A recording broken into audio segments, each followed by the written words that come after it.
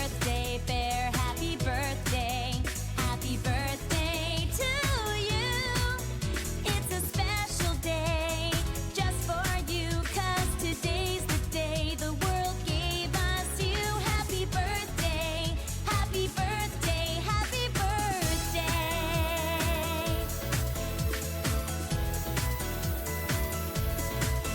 You're a whole year older, let's celebrate. Put me on your shoulders, we'll make a parade. Let's have a party for all to share. I'm a happy, happy, happy, happy birthday bear. From the birthday bear, happy birthday. Happy birthday to you. It's a special day just for you, 'cause today's the day the world gave us you. Happy birthday, happy birthday, happy birthday.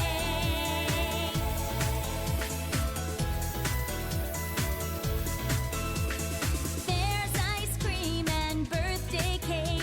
It looks so good, I can hardly wait. There's plenty of love for all to share. That's why I'm a happy birthday bear. From the birthday bear, happy birthday. Happy birthday to you. It's a special day just for you, 'cause today's the day the world gave us you. Happy birthday, happy birthday, happy birthday. Happy birthday, happy birthday, happy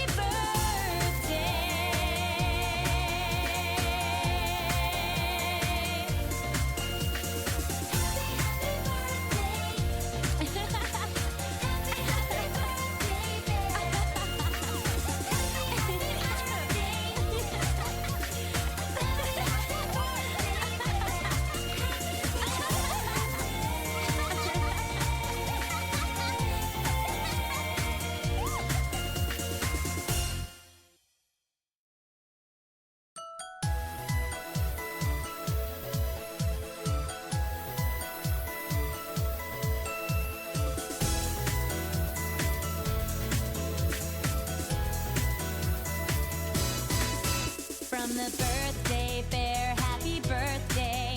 Happy birthday to you.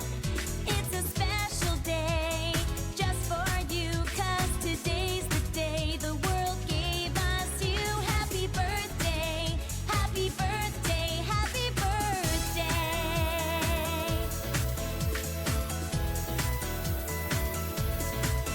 You're a whole year older, let's celebrate. Put me on your shoulders, we'll make a parade. Let's have a party for all to share. I'm a happy, happy, happy, happy birthday bear. From the birthday bear, happy birthday. Happy birthday to you. It's a special day just for you, 'cause today's the day the world gave us you. Happy birthday, happy birthday, happy birthday.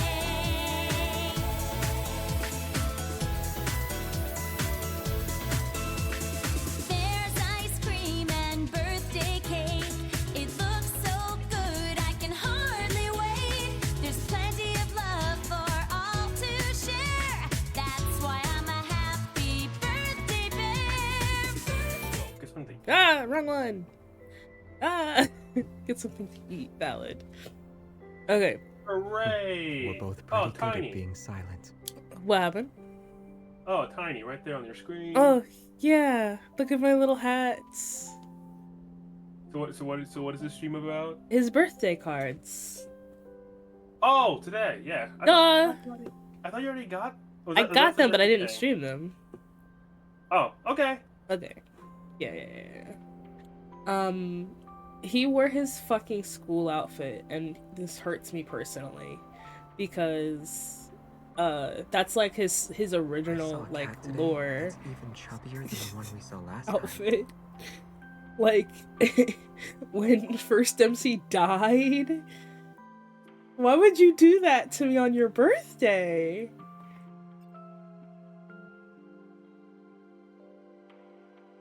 kind of evil of him, quite frankly.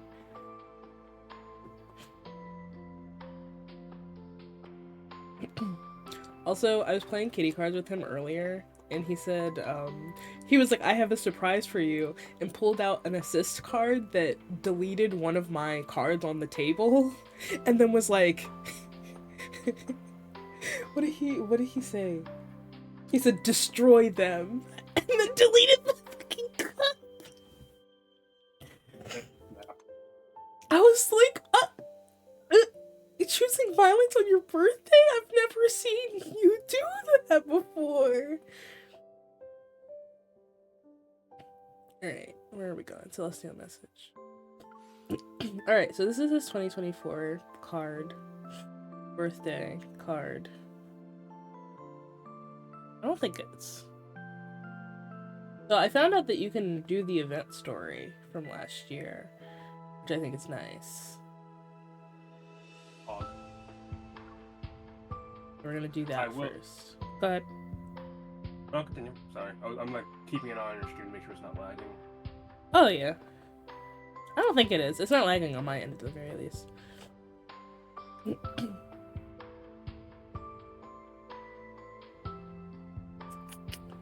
We're gonna read through this first and then do the other. Jeremiah! Oh my god! I forgot that he has a 3D model. That's crazy. What? Caught me off guard. I was like, oh, this like happened. He's. It's like, who's this man? And we know there are more three-dimensional boys. Literally, yeah. I think they made a 3D Jeremiah specifically for the event. Because he doesn't show up anywhere else. He just shows up like a little picture.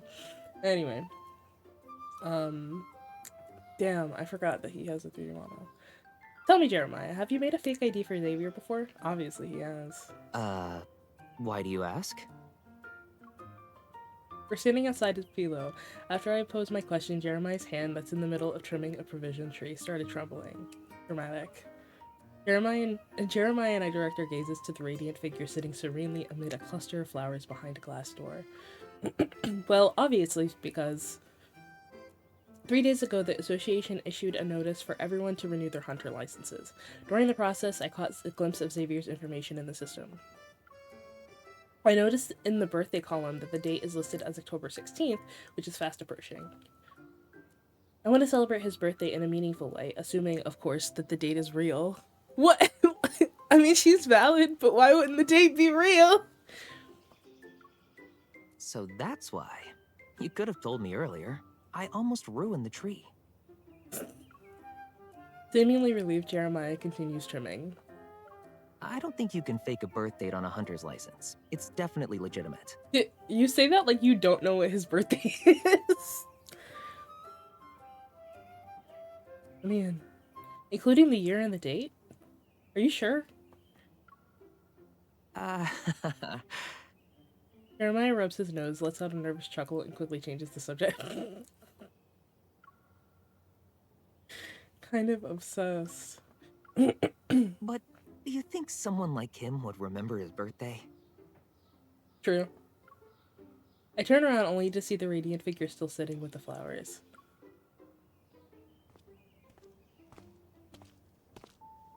With Jeremiah's confirmation, I hold up the prune provision tree. I carry it back to its original spot, which is next to Xavier. He looks at me, then the tree, and quietly pulls out a small stool from beneath a nearby potted plant, placing it behind me. So, we're here on our day off just to take care of this tree? Yes. Probably. I don't know. I just got here. Sometimes it's nice to see these lively plants, right? As Xavier reaches out to touch a leaf, specks of light appear around him. They gracefully float up.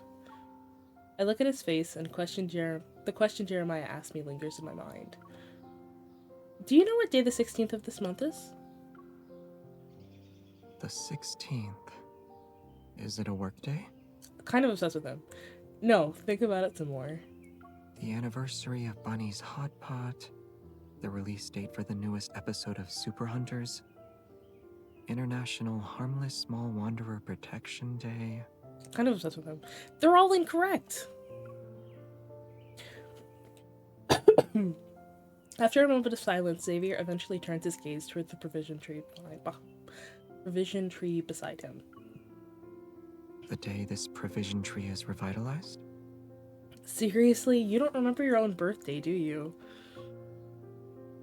Oh, Not the O. You're kidding me. Xavier freezes, then he returns to being nonchalant. October 16th comes around every year. Even if I forget it this year, there's always next year. Sir! It's as normal as any other day. Sir! You were born that day, hello? Who talks about their birthday like that? How did you celebrate it before? I don't remember. I probably slept until I woke up in the morning. Then I spent the afternoon reading. And at night, I took care of the plants on the balcony and observed the stars. I also might have head out to fight some wanderers. That's about it. Really is no different from any other day. I see. I'll pick out a book that we can read together on the 16th. To avoid raising Xavier's suspicions, I throw out a decoy idea, then quietly start sketching out a birthday plan in my mind. To my surprise, he seems to accept my proposal willingly. He nods and holds out his hand toward me.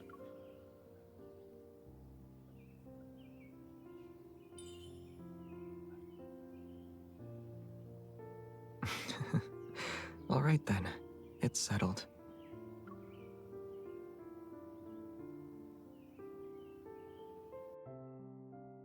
This poor fucking man.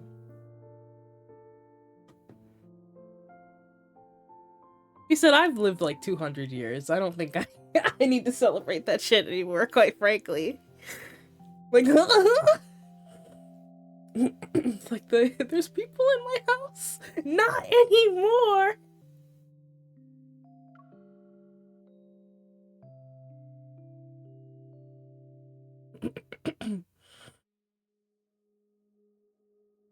While I haven't meticulously planned every detail, I decided to make Philo the first stop for his birthday party.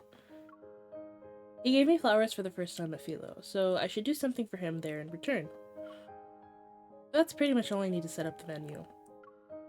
I look at the coffee table before me. It's covered with big rabbit-shaped balloons and a balloon pump I purchased from the store earlier.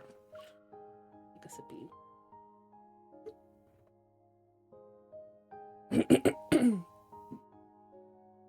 I rummage through the cabinet and take out the starlights we hung up during one of our camping trips. But something's missing.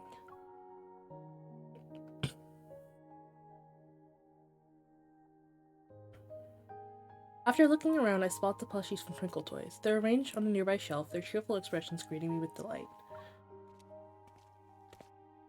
After hesitating for a moment, I make my way to the desk and pick up the plushies Xavier and I had gotten from the claw machines.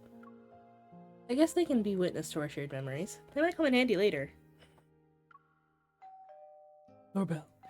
Hmm? Why are they ringing the doorbell like that? I put my plushies on the desk and quickly walk over to open the door. And to my surprise... Hello! Xavier, why are you here? Your package was delivered to my place. Oh, I forgot to change the shipping address. How come you're not letting me in? You don't need me to bring in the package for you? I'm kind of obsessed with him. I take another step to ensure he can't see my living room. It's been a while since I cleaned up, so everything's messy right now. I don't want to ruin your good impression of me. I'll get going then. Oh, he doesn't sound too happy about that. Oh, poor thing. Hey, wait. I reach out and stop Xavier. Can I borrow something from you?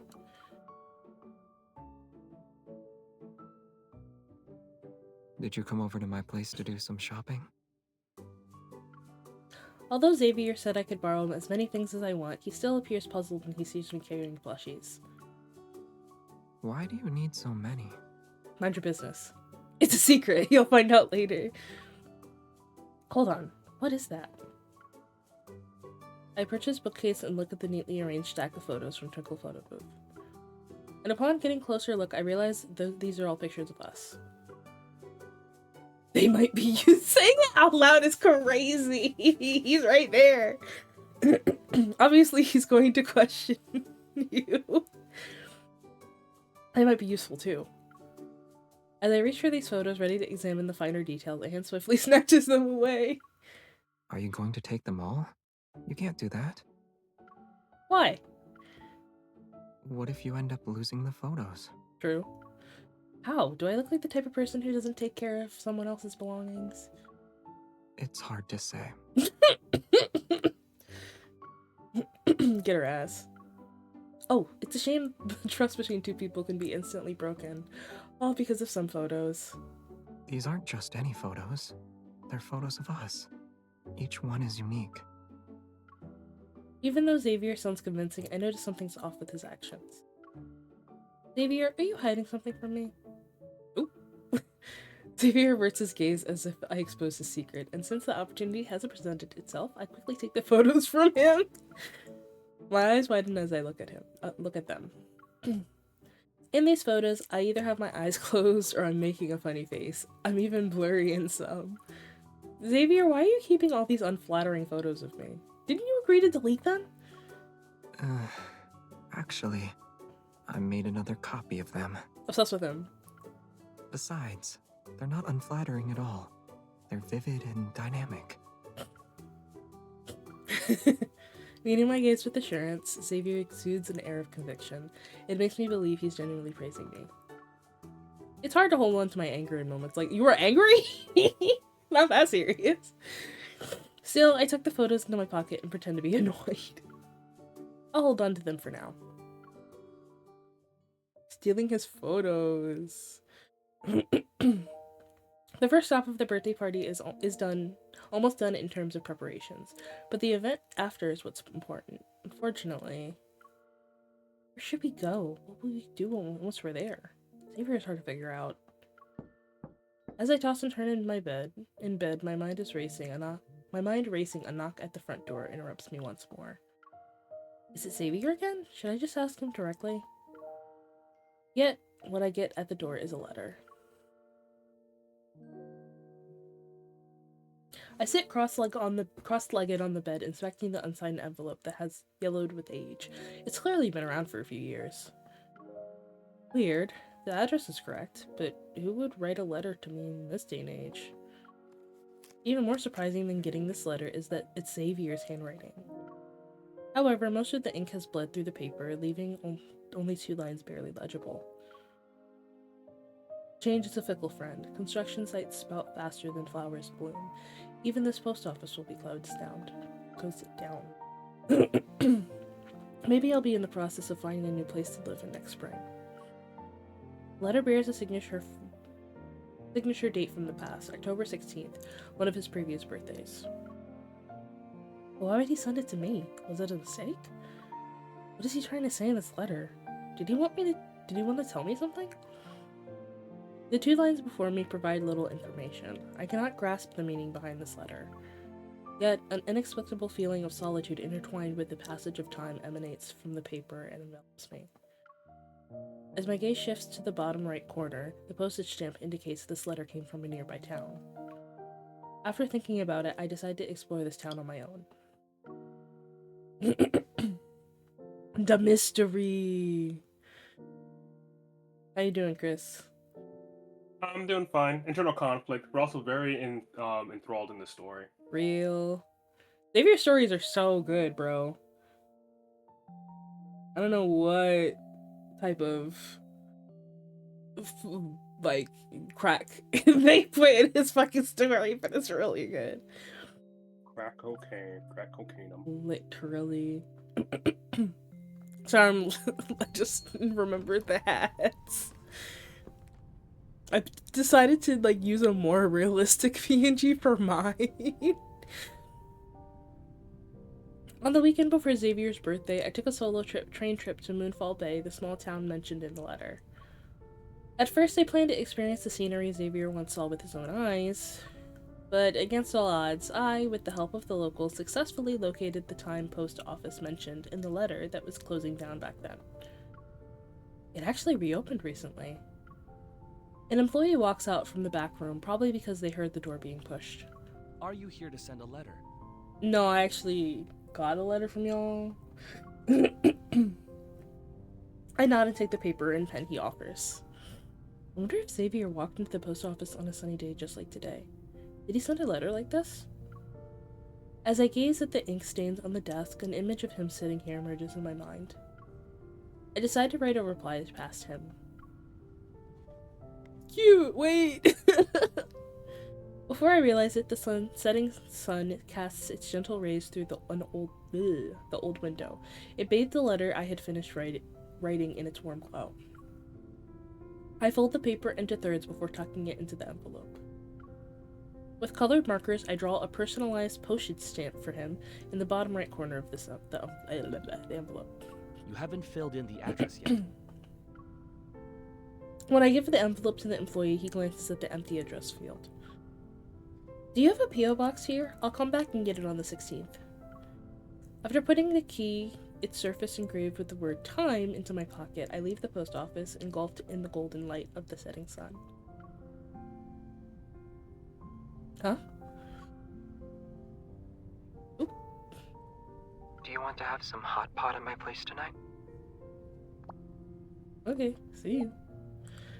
I don't know why, but it's always fun when, like, you can see texts and calls, like, in the story. As I pick up a meatball from the hot pot, I sneak a glance at Xavier. He's wholeheartedly engrossed in his meal. Where did you go today? Don't worry about it. How did you know I wasn't at home? I found a really interesting comic today and was wondering if you wanted to read it on the 16th. I knocked on your door, but no one answered. He's actually taking it seriously. Does he not think staying at home and reading is a bit underwhelming for his birthday?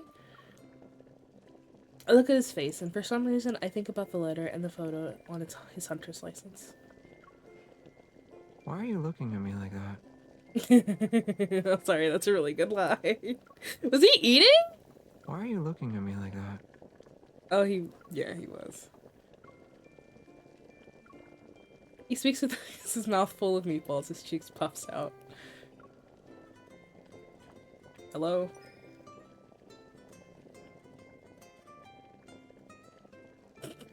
Real. I gently cradle his face in my hands, allowing my gaze to linger as I take a thorough look. How long ago was that license made? His face hasn't changed at all. Are you trying to make a rice ball here? I'm checking to see if you're wearing a mask under this one. Well, what's your conclusion?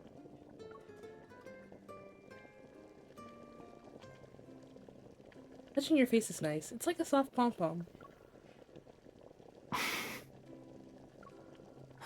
The meatballs in the hot pot are delicious. Eat those. What? Oh no, sorry. That was me okay. mumbling. Sorry. Oh, you're fine. Xavier puts a fishball in my I was like, a fishball in my bowl before he lowers his head and continues enjoying his meal. I glance at the date on my phone screen. My anticipation continues to build as we get closer to the 16th.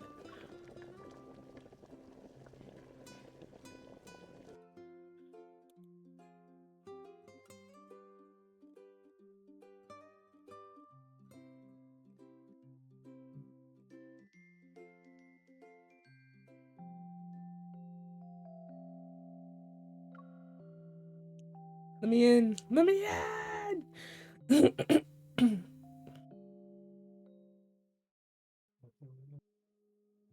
As soon as the morning of October 16th arrives, I head to Xavier's place and knock on his door. I thought he'd still be sleeping, but to my surprise, he's awake. Have you been waiting long? Not at all. I just put together some great books for you to choose from. Xavier turns around, his gaze shifting to the stack of books on the desk. Meanwhile, my attention is drawn to the white hoodie he's wearing. I know you wear this today. I pull out the casual suit that I prepared for him. In one smooth motion, I push him toward his closet. Do I have to dress up like this for reading? Obsessed with him. Despite not understanding my intentions, Xavier still cooperates. Then, I hand over another item I prepared, which makes him more confused. Can you actually read a book while wearing a sleep mask? He's like, I thought we were reading.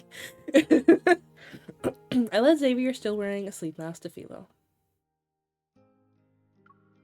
When he takes it off, he finds himself surrounded by a sea of flowers. Vibrant and diverse selection of blossoms alongside rabbit-shaped balloons fills the space around him. All these decorations were set up by Jeremiah and me yesterday.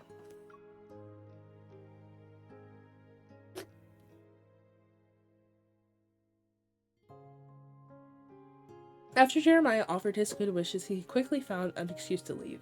Now, in the greenhouse that was once lively, it's just the two of us. No wonder you haven't been around much lately. Is this what you've been doing? Yeah, after all, you can read books any other day, but birthdays only happen once a year. However, as I prepare to get the cake from the cart, Xavier stops me. Shouldn't you say something before we eat the cake? I only planned for Philo to be the first stop, so emotional words are supposed to be saved for later. However, his sudden straightforwardness catches me off guard, leaving me flustered and unsure of how to respond. Even after a few seconds pass in silence, he still waits for my response. I feel the weight of his gaze when we make eye contact. You said before that October 16th isn't anything special, because even if you forget this year, there's always next year. I understand that celebrating a birthday might just be a number going up by 1 to you. And some experiences, whether long or short, are just ordinary parts in the span of our lengthy lives. But in my eyes, the Xavier that I see on October 16th this year is who he is right now. The one I'll see next year will be his future self. No matter which Xavier he is, I want to cherish every moment with him, as he holds a special place in my heart. Under Xavier's affectionate gaze, I gently lift the cake from the cart and hold it up. Is it gonna do it?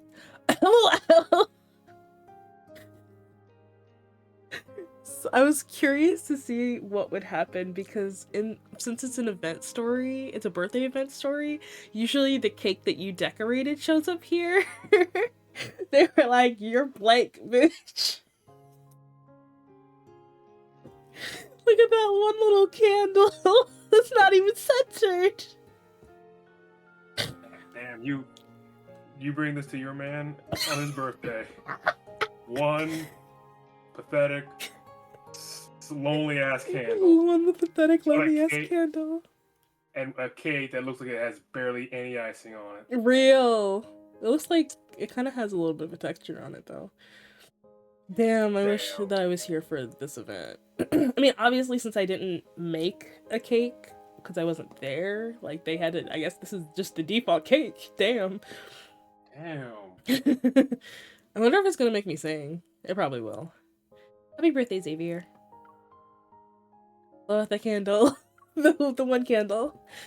Aren't you gonna close your eyes?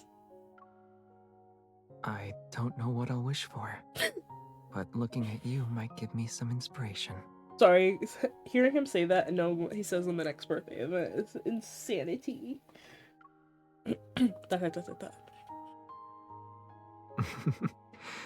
Okay, I know what to do now. I have a serious expression on my face. When anything involves you, I'll always be serious about it. Alright. What birthday song should I sing? Hmm?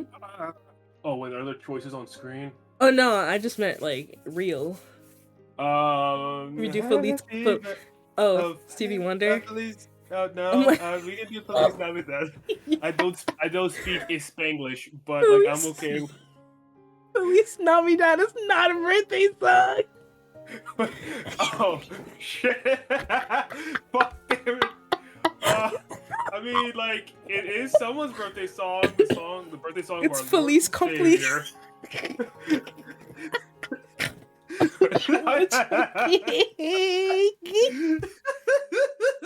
Our Lord and Savior Xavier Shen, you know? Feliz Cumpleaños, bestie. Okay, we're gonna sing the Dora the Explorer version, or we're gonna sing like... That's the only one I know. What do you mean Dora the Explorer version? It's like Feliz Cumpleaños. obsessed with you because that's just the Spanish birthday song. It's not Dora exclusive. That's where I heard it Oh from. my god. Alright, we're singing Hey. Feliz Cumpleaños. Okay. Feliz And a 1 and a 2 and a Cumpleaños a ti. Feliz.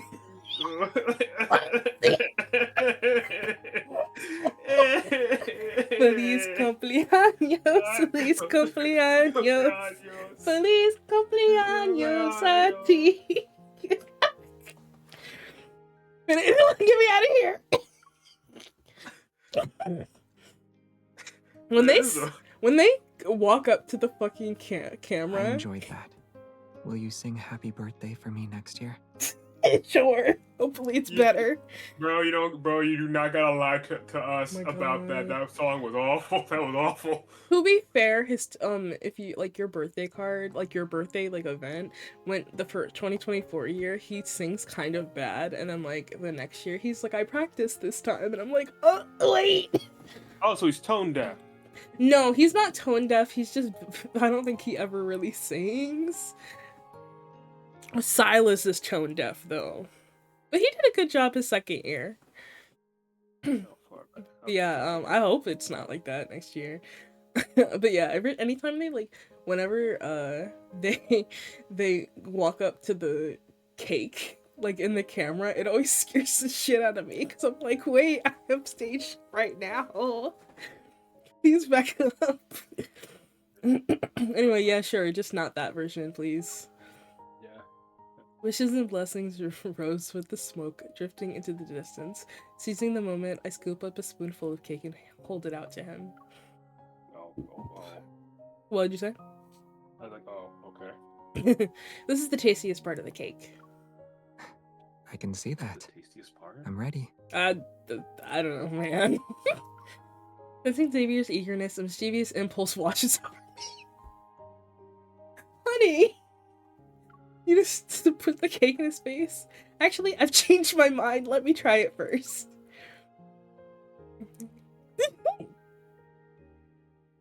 I pull back my hand and pretend I'm going to eat the cake. Suddenly, Xavier leans in and devours the spoonful. It's delicious. LOL. He's so real for that. Thinking about the time, when I get a notification, and he's like, your order came. He'd be like, come and get it, or I'm gonna, or come and eat it, or I will. And I'm like reading it. I'm like, I know that his ass is not lying, because he will eat that shit if you don't show up on time.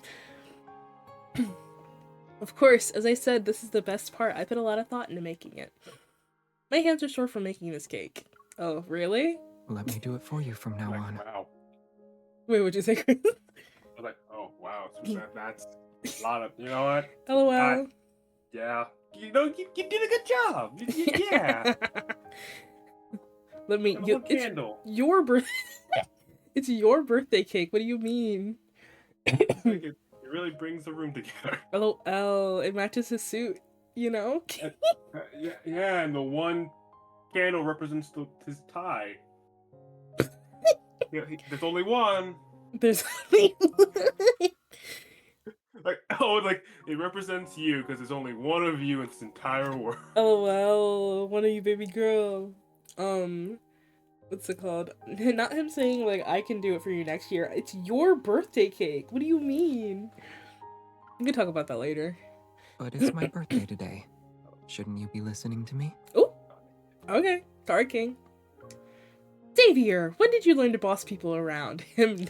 Fast forward to him this year. He's like, it's my birthday. Of course I'm the star. Like, I'm the birthday boy. literally, he's like, I'm the specialist birthday boy. And he like, in the special call, like, he's like, so here's your schedule for the birth, like, spending time with the birthday boy today. In the morning. Sir, is this itinerary? He literally gives you like an itinerary. And I'm just like, you know what, bestie, you can have whatever you want. Not gonna Your lie. special day. He was like, wait a second, I can use my birthday to have my girlfriend like spend time with me all day? Absolutely. I love my birthday. Hooray. Just now. LOL! Just now goes crazy. That's surprisingly in front of you. Alright, what else do you want to do? I'll try to see if I can make it happen. I'd like to have another bite of the cake to see if it's the best part. LOL. The cake? It was made for you anyway. It's all yours. Back up. Before I can finish, Xavier takes the cake with one hand and places the other on my waist. The distance between us disappears instantly. Disappears! Is this birthday cake the only thing that's mine? That's your girlfriend. Like, what do you mean? Heart emoji? I have yet to open my mouth to respond as Xavier's smile disappears. His gaze takes on a touch of seriousness. As you said, some experiences, whether long or short, are just ordinary parts in the span of my lengthy life. But that isn't completely true. For me, those experiences have two categories: my time with you and my time without you. Bah! Anyway. Oh, He says something sweet. A gentle breeze enters and fills the room with the sweet, intoxicating scent of flowers. My time with you will always be memorable. Ah! Crying, sobbing, throwing up. So memorable that nothing compares to it. The glow! I think that's the sunlight, but still. Crying, sobbing, throwing up. Screaming. scream, ice cream. We all scream. For ice cream, you know? Yeah, not ice cream cake. Ice cream cake. God, what's it called? I went to the bathroom and I heard, like, in the distance, like, the Mr. Softy, and he pulled through our street. And I was like, how dare you pull into the streets when I don't want ice cream? Any other time I want ice cream, you're nowhere to be found. Or you're in the distance and I don't know where you are. But the one day I'm like, nah, I don't want ice cream. Now you want to show up at my front door, like, giving ice cream out to people on the street. What? I feel like we're enemies. For real, for real. They should. Heck even. One morning on my way to work, my mom pulled up in the truck, like, while it was parked, so he could get ice cream. Literally kind of jumped his ass. For real, for real. Yeah, we don't be playing with Mr. Frost. Mr. Frosty truck around here. Real. Alright, time for the dates for this card. That was just the event. Hooray! Let's go! Yeah, Lebanon's. No, that's not right. What? Lebanon's goes crazy. What do you mean, sir? I don't know. I don't go here. Oh no, Can I don't go open here's my eyes crazy. now? You've been counting for a while. Nar. This time for sure. The subtle movement of my eyelashes against my palm means Xavier blinked. Philo is closed on October 16th. The greenhouse in the back is a wonderland of blossoms. Fresh flowers and rabbit-shaped balloons create a lively atmosphere.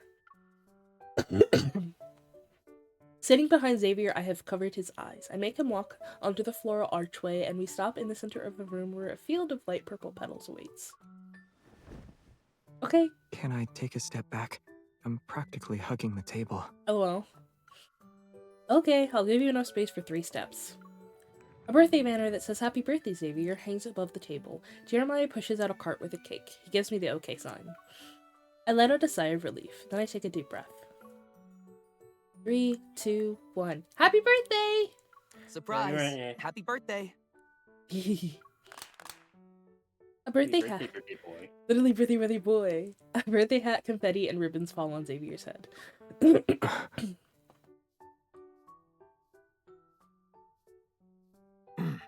A October 16th is an important day. Our good friend Mr. Xavier celebrates another year. On behalf of Philo, I extend our warmest wishes to the birthday boy for his... Yeah, happy birthday to me. Thanks. Okay, damn. At least I'm say hi. At least, damn.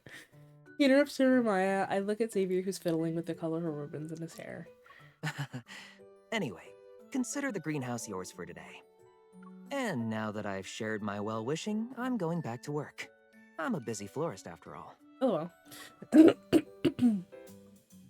Jeremiah attempts to be low-key about his departure, but he's too hasty and accidentally kicks the light switch in the process. Burst of light floods the greenhouse, casting mine and Xavier's names in scrolling motion, adorned with a heart inside and small wings.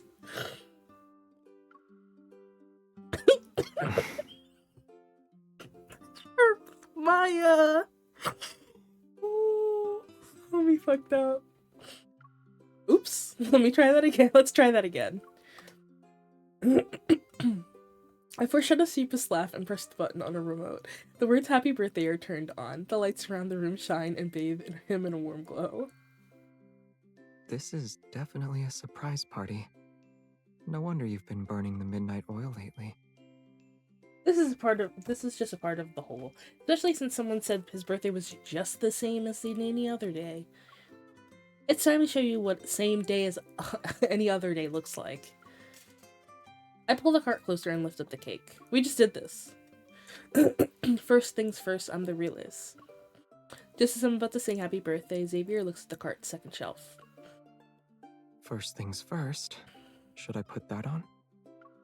He's referring to a golden cardboard crown which came as a bonus with the cake. I almost forgot. Yeah, we should do it properly. Hat! I fumble as I assemble the crown. Just as I hold it up, it touches a fluffy head of hair. Looks like you've got the hang of it. He raises his head, and the crown slips onto his head. With a smile, he adjusts it to sit perfectly in place. I also know that after eating the cake, the birthday boy gets to open his presents. Okay, we didn't even eat the cake yet, so... Heart emoji? Philo's greenhouse isn't exactly spacious. There aren't a lot of hiding spots here. After making a wish and blowing out the candle, Xavier looks around the greenhouse as I watch.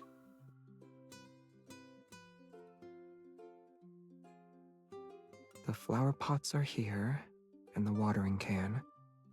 Under the provision tree. The twinkling lights peeking through the vegetation leave a trail. As he follows them one step at a time, I keep my distance. I hold the surprise behind my back. Plushies, starlights, and photos? They're cute mementos. We got plushies at the arcade and hung starlights when we went camping. We even captured our memories in photos, but these are just decorations. Keep looking! Well, there's only one spot I haven't checked yet. Xavier narrows his eyes as mirth shines in their depths. He closes the distance between us.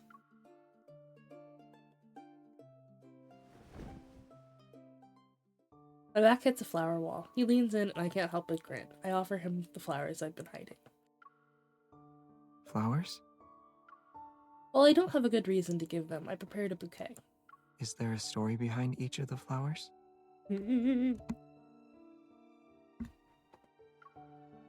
First one is for Xavier as we met. This one is for the Xavier from our first meeting. It was like a weird encounter, but you appeared dependable like a sanctuary. Second one is for Xavier as my partner. The second flower is for my elusive mission partner, Xavier. Despite being a ghost sometimes with how you disappear, you show up when I need you. Third one is for Xavier as my neighbor. The third flower is for my forgetful neighbor, Xavier. Sure, you tend to lose your keys, but you never forget to invite me over for some stargazing.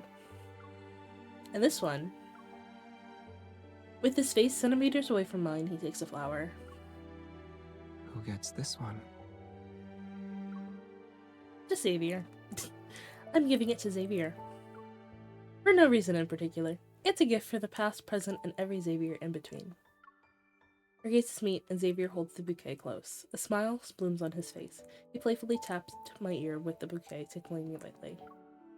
Oh, I almost forgot this one.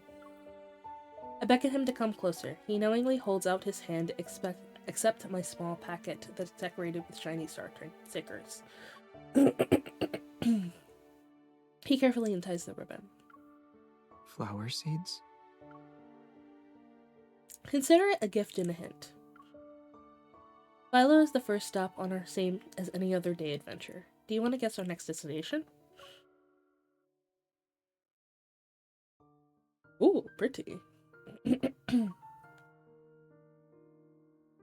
I planned out this whole adventure because of an old letter I accidentally received a few days ago. It was written by Xavier. Once upon a time, he sent it from a small town post office on October 16th.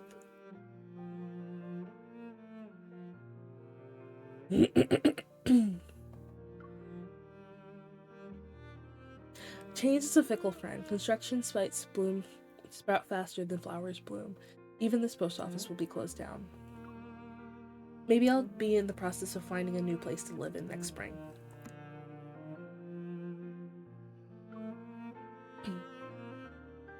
The letter's paper had yellowed and the ink is smudged. Very few of the sentences are actually legible. The distant memories feel too lonely, so I decided I should create new ones for him. I spent the entire day writing a reply back to him from that year.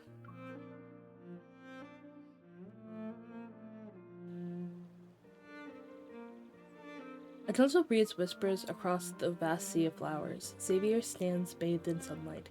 He looks into the distance. Doesn't Fluffy live here? Not bad, you actually remembered that small wanderer. Our fingers intertwine as we walk hand in hand along the flower-covered path. These pretty blue and purple flowers weren't here before, right? The bushes have grown. And those little ones. I crouch down to meet the gaze of the chirping sparrows nestled under the shrubbery. This place looks livelier even after all this time. They must be the new members who just moved in. It seems time heals all wounds. The traces of destruction that the wanderers left have disappeared. There's only a sea of flowers. Xavier softly chuckles as he nods. Plants can survive even in the harshest environments. But that one... His gaze lands on the fence that's shaped like two stars. probably won't thrive if we leave it as is. A toolbox sits next to the fence, and is clearly not one of nature's creations. Wow, that's amazing! I pretend to be surprised and wave at Fluffy, who's hopping between the two stars. Fluffy must have set this up for us. I lead Xavier to the tree. Fluffy, who we haven't seen in a while, jumps in his perch on his shoulder. Ah, so the seeds go here then. Xavier opens the toolbox and purposefully picks up the trowel and takes out the seed packet. Do I need to follow any special instructions for planting these?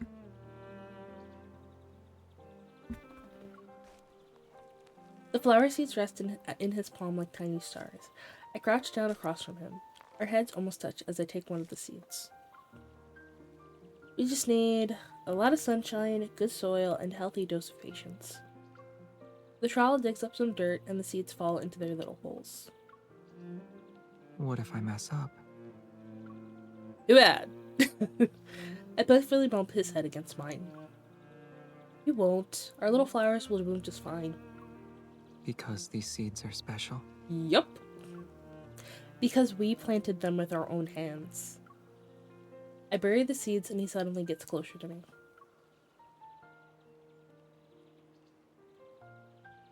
Don't move.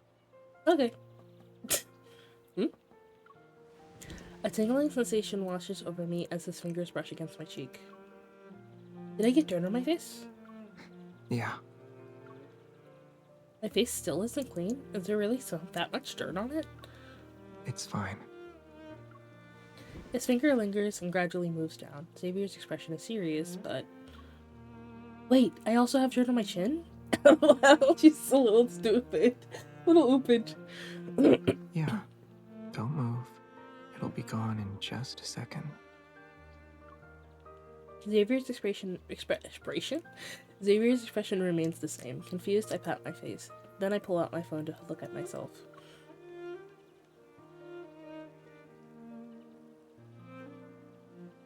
Xavier? Asshole. It's okay. Even with dirt all over your face, you're still cute. LOL? Ugh, you're doing it again! I drop the trowel and lend at Xavier, barely holding back his laughter. He dodges and wraps his arms around me. Gotcha! Ah! Petals fly as we tumble into the sea of flowers. I hold down Xavier as he looks up at me. You got me all right. A quiet breeze passes by, and for a moment, all we hear is our own breaths. The playful atmosphere disappears. When I'm about to open my mouth to tell him to move, he squeezes my hand. Huh. Stop staring at me. I want to look at you, though. Xavier, you're being capricious. What even does that word? Hold on. Hold on, I gotta Google something. Appreciate. I typed it in all caps by accident. Given to sudden and unaccountable changes of mood or behavior. Okay. Fickle. Unstable. Capricious. This little Mr. Source over here. Literally.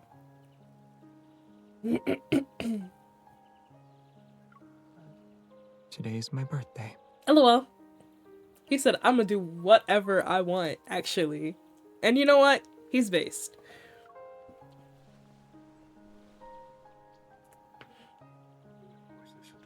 He moves closer like he's coaxing a kitty, nuzzling my nose and then my forehead. Not just watching. I want to be there with you. Ending up with our faces all dirty.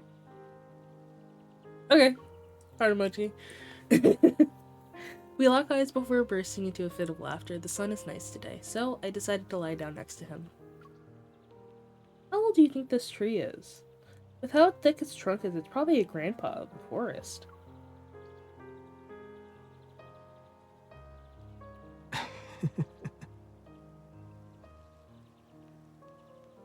I Oh. like the one over there. Oh, it's like he's taking so long. They're both trees. Is there a difference? He's like, that one I planted 200 years ago. Its branches and leaves are nicer to look at. Also, that tree is closer to the flowers we planted. I'm obsessed with him. Heart emoji. That's a biased explanation. You can't say I'm biased if it's not done blatantly. The tall grass and flowers block my view. Suddenly, Xavier tickles my palm. What kind of flowers did we plant anyway? Are you curious? How about we wait until next spring? When they bloom, you can see for yourself. I will be here with you. As the flower petals fall around us, Xavier looks at me. His eyes sparkle in the sunlight's embrace. The day a flower blooms can be considered its birthday. I'm I guess I should bring a tiny flower cake to celebrate. obsessed with him. Enamored. Then next spring, we'll come back here and see the flowers bloom. Deal? Our hearts beat in unison and his scent washes over me. Xavier nuzzles my nose again. There. It's official now. From now on, we'll celebrate the flower's birthday every year. Together. And your birthday too, right? But... Moonfall Bay? Xavier looks at the 2 tickets before meeting my gaze. A slightly worn key is being held in his pinky. My eye twitches as I realize my pockets isn't empty. Damn, that's crazy. When did he do that? That's wild. Oh, my glasses are dirty. I can't see. Oh.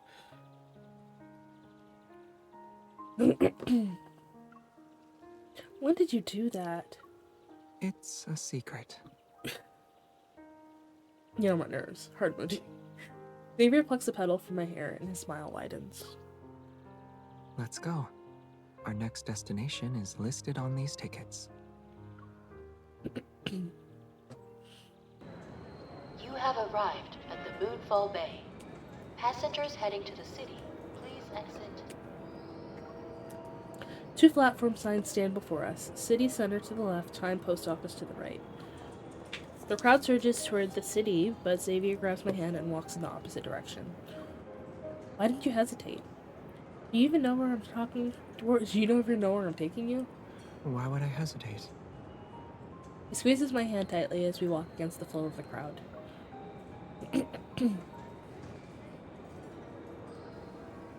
Around the corner lies a mountain path. It's almost as if we're traveling back in time. The further we go, the more of the past we'll see. The flower fields on the city outskirts, Moonfall Bay. Halfway up this mountain was a post office. Still there. Don't they look familiar? Or do you have any fond memories come to mind? The setting sun outlines his eyelashes, and the first leaf of autumn falls before us. Fall. This place feels Dun, dun, dun, oddly dun. familiar. I was here before. On another same as any other day. Me talking over him. I think I know what you've been doing lately. The mountainside post office was closed down for a while, but it reopened recently and cleared out its backlog of old letters. One was addressed in Lincoln City. No one claimed it, and any attempt to deliver it failed until this year. After a long, strange journey, it finally found its way home. All because you had appeared. Was it something like that? When I got the letter, I thought you wrote it for me. But on second thought, it probably was just a coincidence. He slightly lowers his head and shakes it. Actually, when I wrote that letter, I never thought anyone would see it. We walk over the rusty railroad tracks adorned with overgrown plants. The Time Post Office, a bridge between past and present, stands before us.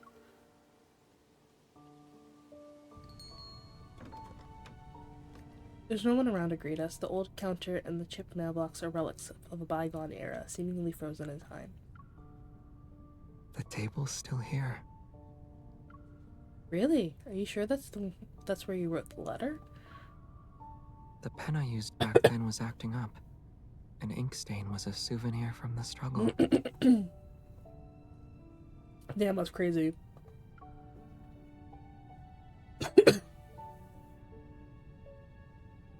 I was writing a letter here a few days ago, and for a moment I saw an ink stain on my sleeve.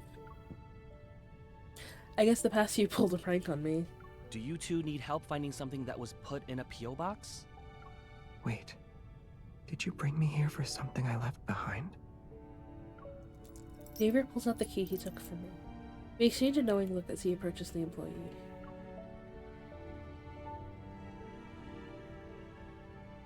Let me see. Ah, right? Here's your letter. The employee sits behind the desk and returns to playing his game. Xavier picks up the letter and smiles at the sight of the colorful star stamp. Is this the last treasure for today? The 5 points are all in different colors. It's a very thoughtful little star. How long did it take you to draw this? Only a couple of minutes. Let's say a few envelopes were thrown away in the process. Were you creative with your stamps back then? I poke his palm again and again. Xavier pulls my hand behind his back and rests his face on my shoulder. We look at the letter.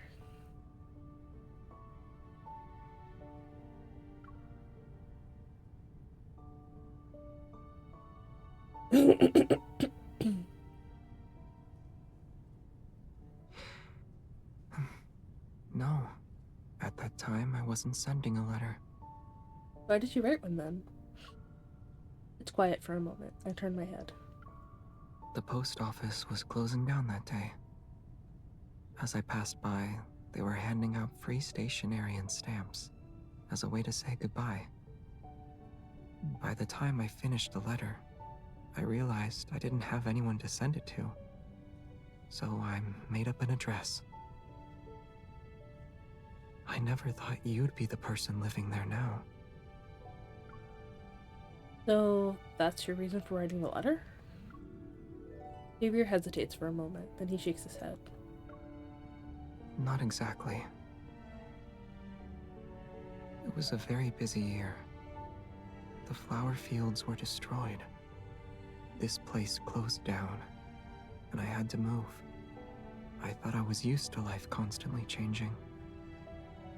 But there are times when you don't realize how much something has become part of your life until they're gone. That's why I thought, The evening breeze blows past his hair, and the setting sun's light briefly shines on him. if I'm going to write a letter, it should be for one of those things that were disappearing. Daylight dims and the warm glow around him wavers with the wind. It's almost like he could disappear at any moment. Xavier.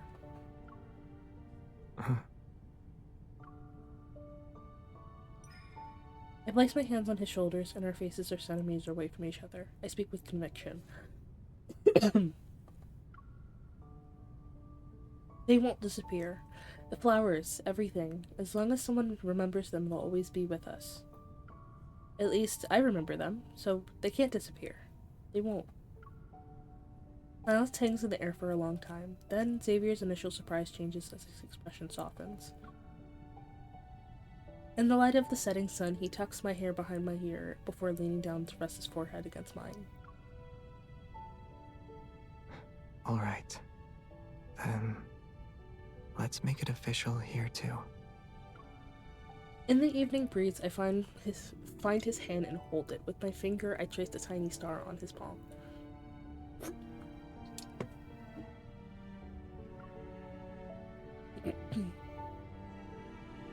This invisible star shines in his hand.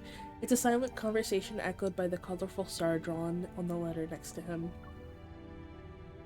Xavier touches the star-shaped stamp, and a hint of wistfulness crosses his face. Can I take this letter home to read? Of course, it's a response to the Xavier in the past. I tilt my head, my gaze flitting between the letter and him. Then I pull out a second letter I had prepared. This one is for the Xavier who will be around after 5 years have passed.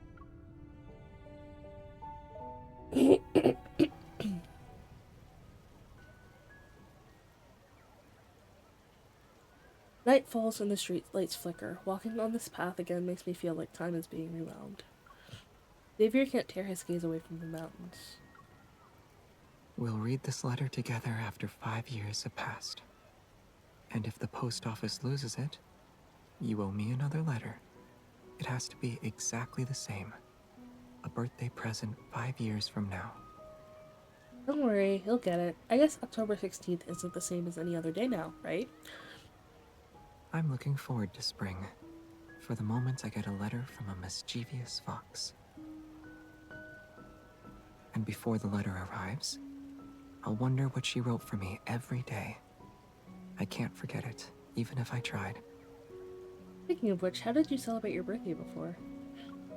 I'm talking about the ones from a long time ago. Like, a long, long time ago. A long, long time ago, huh? I don't really remember, but there was a tradition of throwing a party. At the event, a boy could ask a girl he liked to dance. You never did it before? No, I didn't dance with anyone. The lights in the night flicker, but his gaze remains bright. I'm about to ask him a question, but a melody drifts over from across the plaza. The mountain is bathed in colorful lights and casts shimmering reflections. As I get closer, I see people dancing in circles to the beat of some drums. Look, there's a light dance party over there. Oh, there it is. They kindled. Do you want to join them? Invite.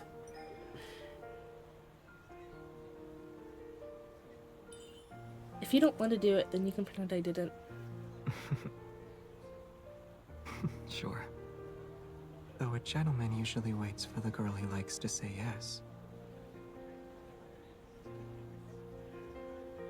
Touch.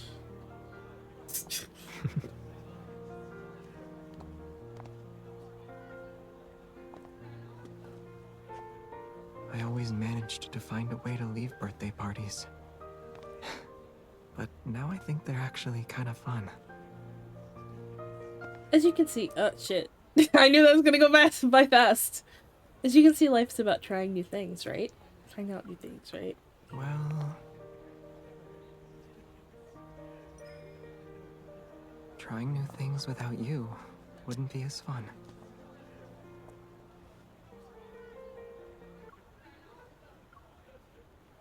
What did you just say?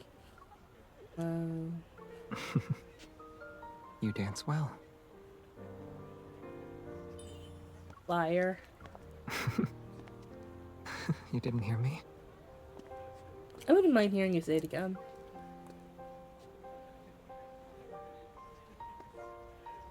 Is that so? Then The lights.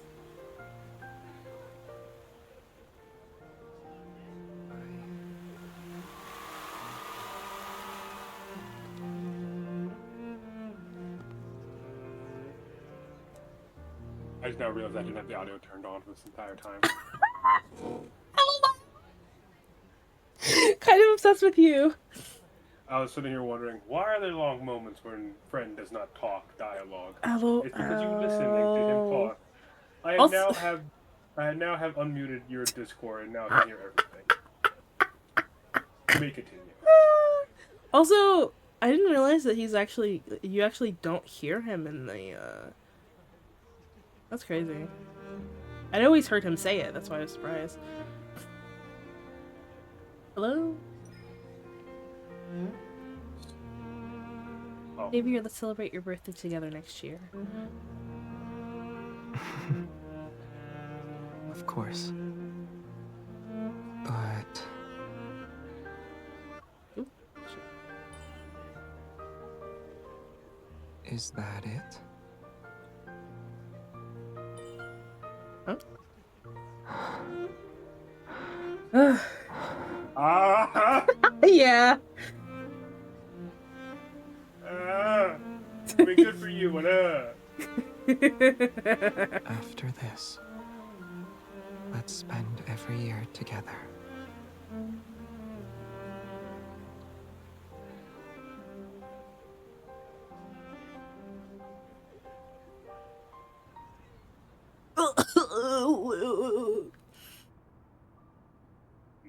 The lights Soft. The lights gradually dim and brighten. The crowd gasps as they look up. Look, the night sky is celebrating Xavier's birthday. Xavier pulls me closer, and we seek shelter under a nearby alcove. Above us, a magnificent meteor shower weaves a tapestry of golden threads in the velvety darkness. Suddenly, I recall the wrecked spaceship he showed me in No Hunt Zone 47. 42? 47 goes crazy. Oh, I got burp. Maybe it was like one of those meteors as it descended into the forgotten forest. Did the stars think that my time with you is nothing more than a fleeting moment? What? The meteor shower is beautiful, yet knowing that I could only watch and not reach out, I suddenly felt a strong urge to hold Xavier's hand. Maybe birthdays are the same same as any other day for you, but for me, they're important. I lower my head and rub the back of Xavier's hand. I want to give some of my insignificant warmth to him. I want my star to be by my side, but I also want him to be free.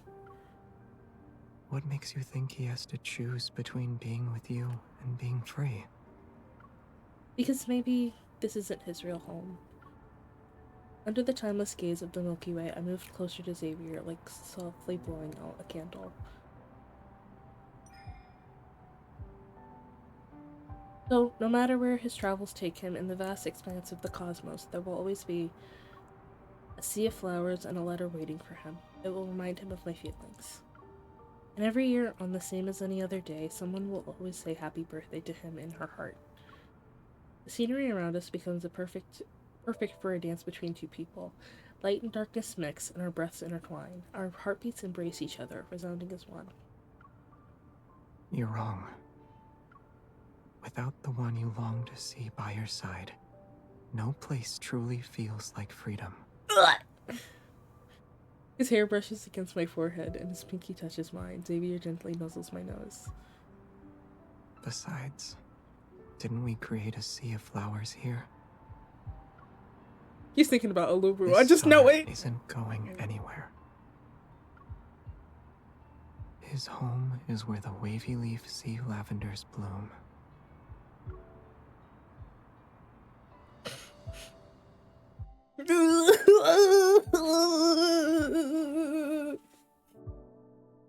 Sobbing. Indeed.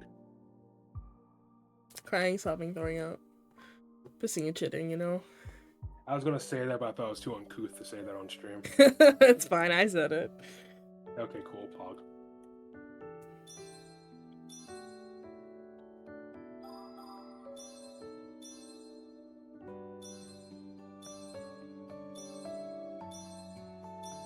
Yippee. 40 Dias. That's crazy. Alright.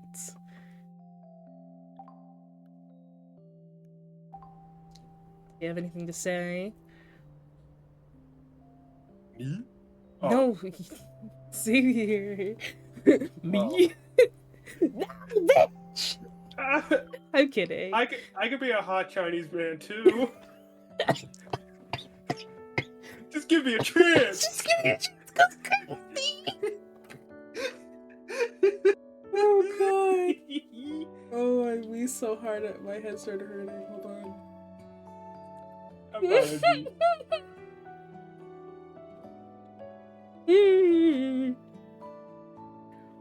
The idea of someone actually trying to compete with his girl he has a crush on with her fictional like gotcha boyfriend. It's like Oh, him still losing.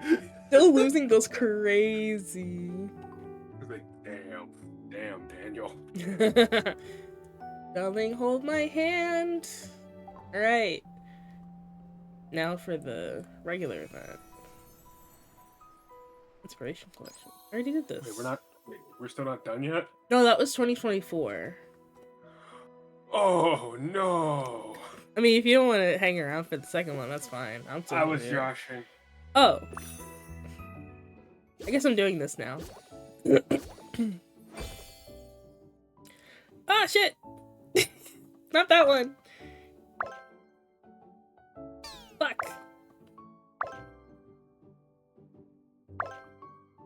I actually don't need to play this. Oh my god! Ah! Ah! Ah!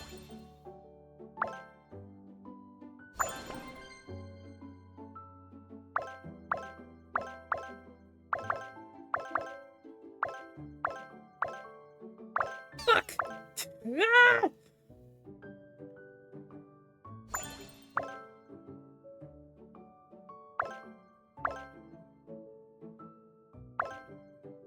When they run down really quick, it scared the shit out of me.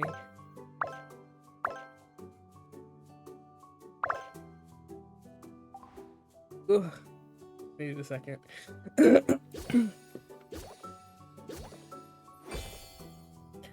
Ah! Time's up. I was already full with all of them, but.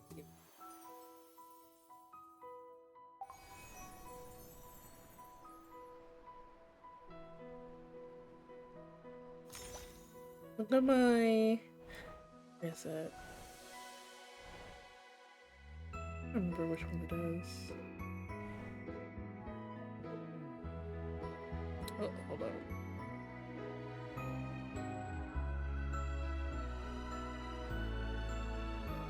How do I do the deleting again?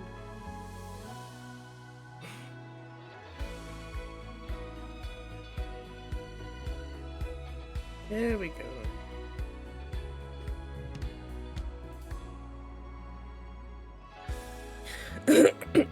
Anyway.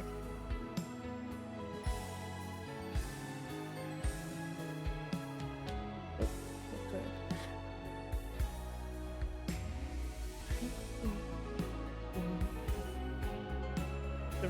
anyone? Oh yeah, the community is hosting a rabbit obstacle race, and Xavier and I are watching. I never would have expected these bunnies to be so fast when they're usually quiet and quietly sit around. Don't underestimate rabbits. I think I hear a certain rabbit leader speaking for his people. Should we make a bet? Of course, since you understand your fellow rabbits so well, you should be able to predict the winner, right? The one wearing the flower garland. Probably, it turned back to eat. Never mind, let's not make a bet this time. We'll sign up and bet on ourselves next time. It's a foolproof plan. You decided to get a pet rabbit? Wait, do you look like you want me to sign up? Rabbit King, wow. Bunny King. Oh no. Oh wait, Did you hold not on. make a cake? I did, but it's on my phone. No! Wait. Use. Yes! Okay, this is my cake. Okay, I'm Thank about to God. say I don't think this man would go for 2 for 2 with like basic ass cake. LOL, I wasn't around for the last one, so I couldn't make it. Yeah. That man got a plain vanilla icing cake on his first birthday. You gotta do it again. LOL. Nothing wrong with vanilla. I love me some vanilla. Oh, the candle. The candle. Speaking of cake, I forgot to eat. Sir? Yes. What's going on with you? Many things. Drinking water right now. Hydration. Kind of obsessive. But also, Sorry. I'm also starting to feel kind of hungry though. So I will be back. Okay.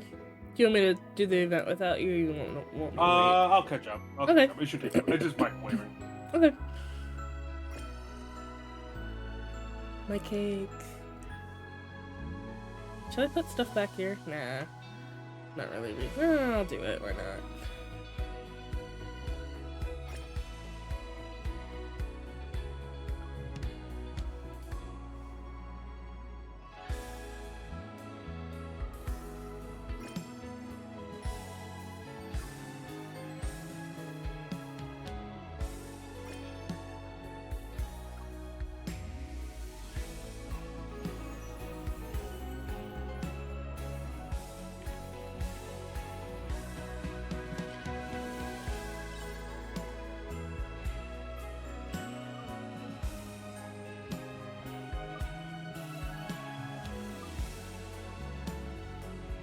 I'll put it here.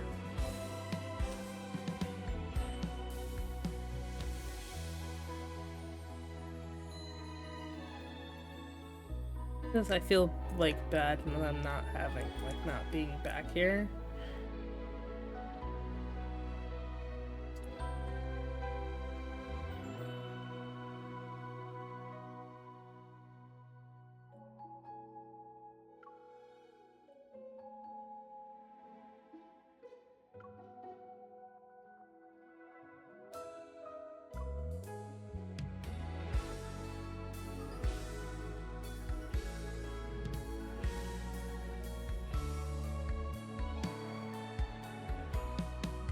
Look at my cake.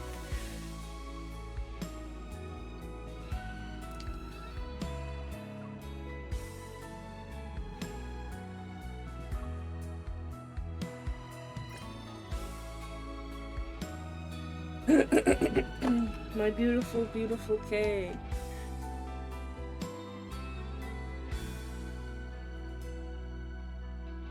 Taking screenshots.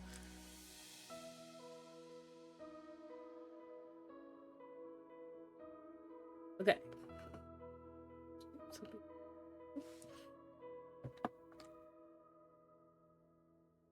Oh, it's October alerts. Oop.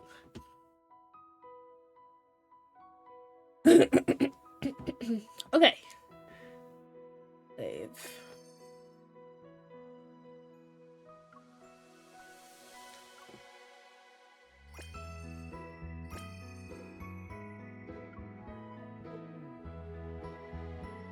A little bit of an angle.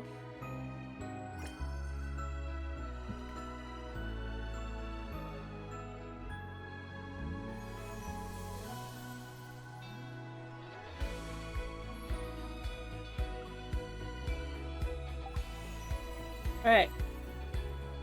I'm gonna start from the beginning. Let me take a drink.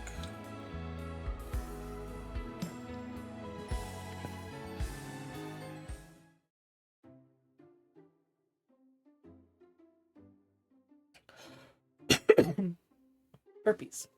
Every time I stream, I always end up coughing a bunch, and it's so annoying because I'm not coughing any other time. Like I get stage fright cough or something. I don't fucking know.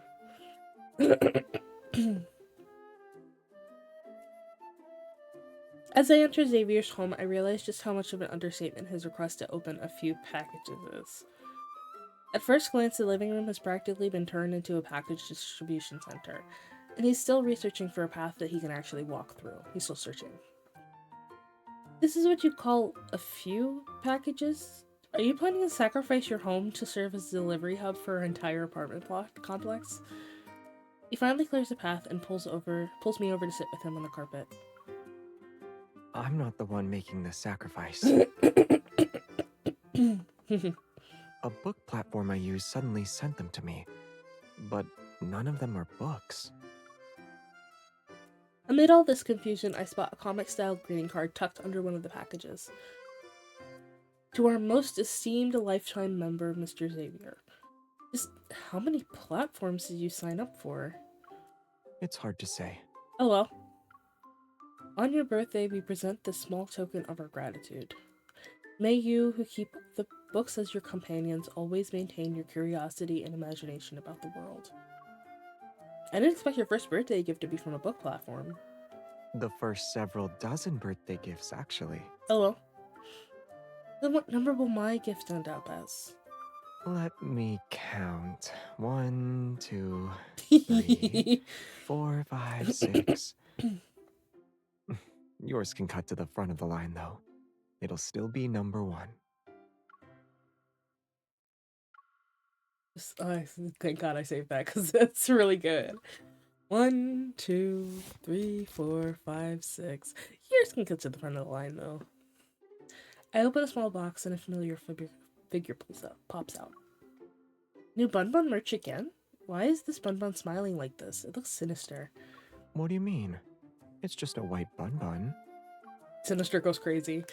It's hard and stiff, and it doesn't look like a toy either. What is this even for? Upon getting a closer look, I note the holes of various sizes nestled between the rabbit ears. Oh, it's a coin bank. Who even uses these old-fashioned things nowadays? It doesn't look like it's for coins.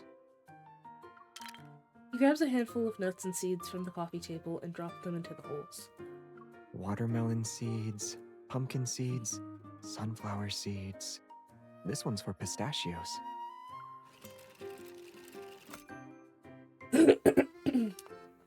Bun Bun's mouth eerily chews a few times before spitting out unshelled seeds and nuts. Oh, it's a shelling machine. I didn't expect a rabbit to have good teeth. Rabbits bite hard.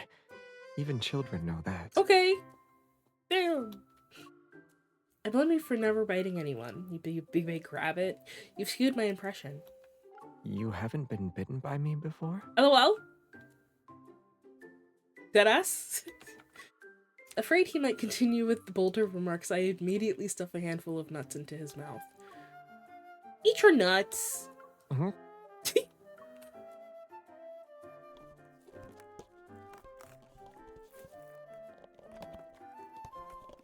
A woodpecker doorbell, hello? I'm trying to read. A woodpecker doorbell, a robot dog, hot coffee table, magical corn holders. After unpacking everything, the house becomes a gathering of diverse talents. Each one is showing off their unique skills. The number of gifts matches your age. I didn't expect a lifetime membership to include the perk of making up for all of your previous year's gifts. But why would a book platform send such bizarre things? Maybe they think these are the results of maintaining curiosity and imagination about the world. They're very thoughtful. The birthday gifts they send are creative. Yeah, but they could be even bolder. He figures out how every single one of the weird gadgets works without exception. None of them is a challenge. Ahem. Let me remind you that human imagination can't exceed one's own understanding. Even the boldest imagination would seem cowardly compared to you, Mr. Outlander.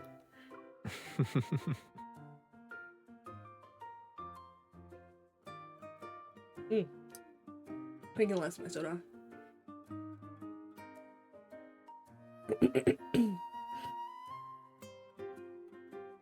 If you ask me, if someone wanted to create a boldest, most imaginative comic, they should just use you as source material. Anyway, it's guaranteed to become an immortal legend in the comic world. Enter the comic book Hall of Fame, reach the pinnacle of success. It looks like you're already fantasizing about a wonderful life after changing careers. Oh well. I rubbed Xavier's arm. Well, I have the advantage of being close to the source material. Oh, so you got close to me because you'd get material for your fortune. Maybe. Oh well. With a stony expression, Xavier deliberately shifts approximately 2 centimeters away from me. Who said that? To me, those are just the little details that make up Xavier. What do you mean? My base elements are the same as yours. Carbon, hydrogen, oxygen. It's possible. Or maybe you aliens have a periodic table inside. I think your imagination has surpassed those comic book artists. LOL. It's only because you're a mysterious star. I have to squeeze every drop out every drop of imagination to understand you a little better.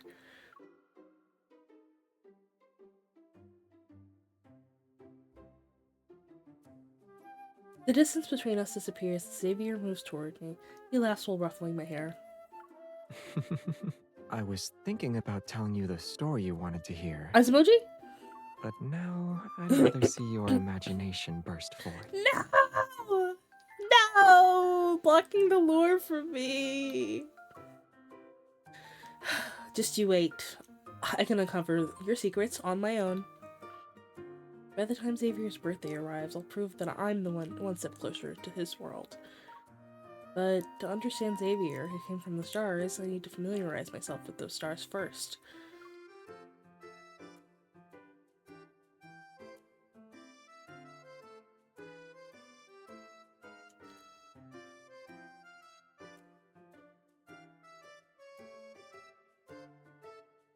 One day we'll be through, you know?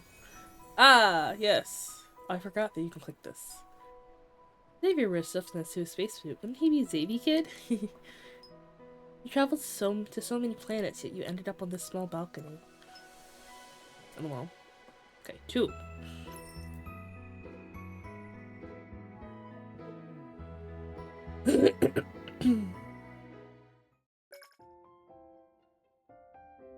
My phone shows my location in Xavier's, and I stop when our 2 avatars overlap. Pedestrian bookstore. I wonder if this place has Lightspeed Flight series that Xavier's trying to find. Xavier's been frequenting various secondhand bookstores lately. He's searching for a comic book series that's out of print. Mood. And although he's there because of it, I have my own goal.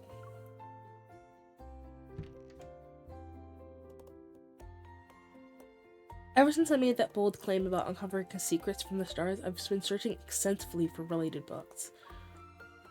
Cramming at the last minute won't get me through anything too complex though, so I have no choice but to shift my focus to comics. Celestial Bodies for Migration. It's published by the Minor Celestial Object Committee, so its scientific accuracy and imagination are solid.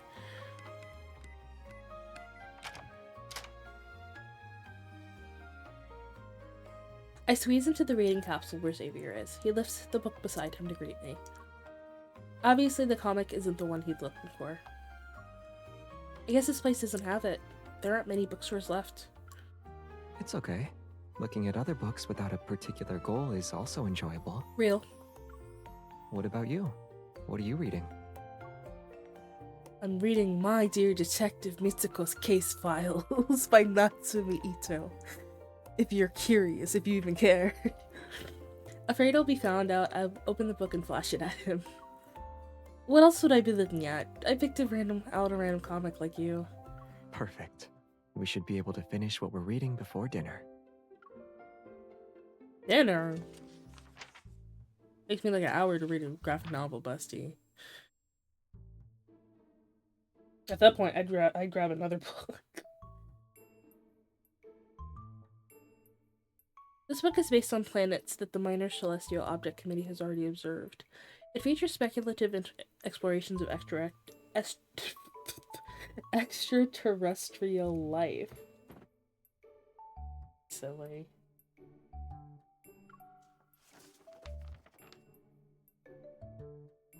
Place completely covered by plants. Only vegetarians are welcome. Xavier couldn't have only eaten plants before, right? Is that why he became a fanatical devotee of meat after he arrived here? A place that light can't touch. You can only crawl in darkness. Could it be that Xavier lived in a dark environment? Then he gained the light evil?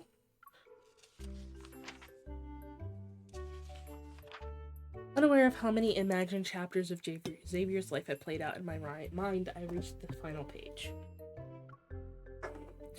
I'm up with so many theories, but none of them seem plausible. Defeated by my wild imagination, I feel somewhat disheartened. Just as I'm about to close the book, I'm stunned by a name in the acknowledgement section of the back cover. Xavier? What? I only took one piece of your pastry. I wasn't calling you. Wait, it couldn't actually be you, right? I push the book toward him and point at the name. Oh, that. It's me. Are you reading the series published by the Minor Celestial Object Committee? LOL. Why is your name in the acknowledgement section? I marked some asteroids when I was bored and provided the data to them. Kind of obsessed with him. Just ever so casually. I marked some The one asteroids you're when I was reading should bored. reference the ones I sent. Oh well. Xavier takes the book and starts looking through it. I squeeze in to sit next to him. How many have you marked in total? 5? 10? After I moved to Lincoln City, I saw 34. Insane. This would be a spectacular number for one person. It doesn't matter what era or country they're in. It says here that the asteroid discoverers have naming rights. Theoretically, they do. But these names can't be changed once they're established. Even if you want to exercise naming rights, you still have to pass the naming committee's strict, ruthless review. I wrap my arms around Xavier, my eyes lighting up as I ask him a question. What names did you come up with? You remember them, right? Which ones did you suggest? All the names I came up with were rejected. Crying, sobbing, throwing up. That can't be right. You submitted 34 names. But not a single one had been approved? It's approved? I also suspect the review system is targeting me. Or I think you're just bad at names, but like, you know, that too. You know, Mr. Alarm Clock and Fatso. Seeing my disappointment, he pauses as if he wants to offer a reasonable explanation. Maybe it's because, for humans who can only gaze up at the sky, every star's record should be something grand. People do need sonorous, romantic names to commemorate them.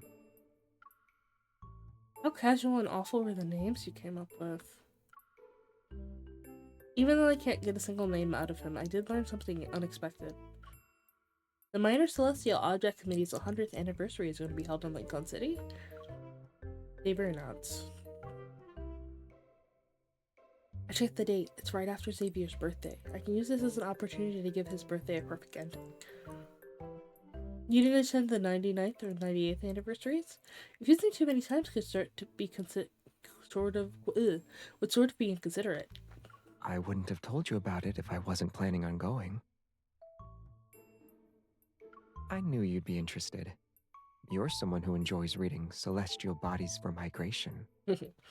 We can go there and pick out which planet we should move to. LOL. Alright, let's go. Okay.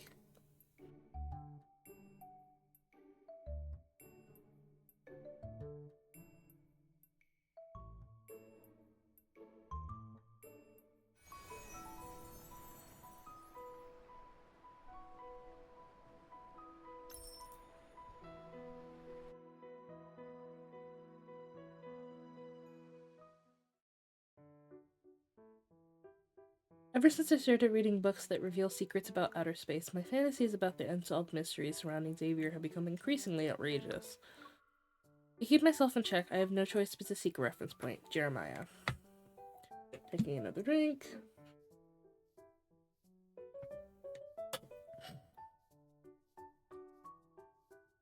What does Xavier like to do in his spare time? I'm You two are partners and neighbors. Am I really the best person to answer this question?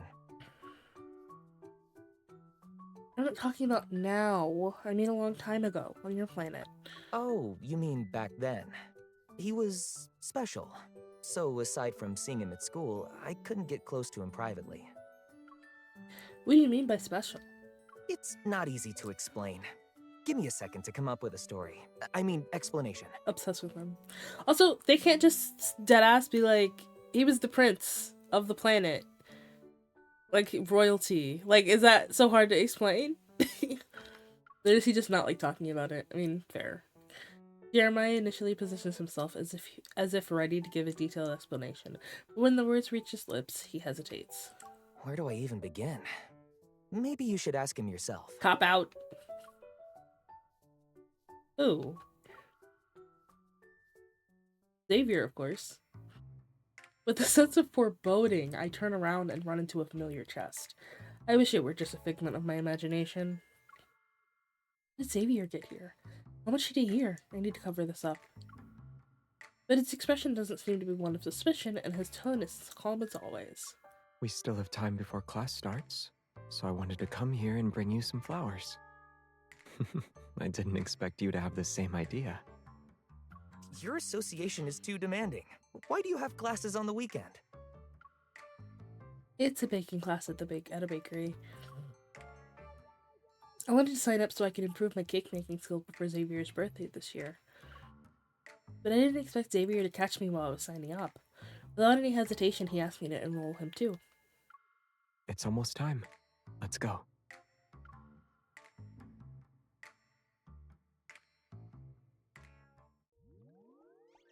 As soon as our 1-on-2 lesson ends, we're left behind to complete our assignment. I'm trying to organize my thoughts when I notice Xavier is sulking as he wrestles with the dough. Xavier, are you trying to get in a fight with it? I thought I would learn something, but it turned out to be a basic baking class. It's far below my skill level. Is it? So I can relax while knowing my skilled partner will complete this assignment with me. The air grows unexpectedly still for a few seconds. Then I hear Xavier quietly sending out a distress signal. Save me. I'm stuck to it. Oh well. Watching him with his hands hopelessly tangled up in the dough, I can't help but laugh. The Xavier who can easily deal with the most powerful wanderers can't handle some dough. I shouldn't underestimate my enemy in the kitchen.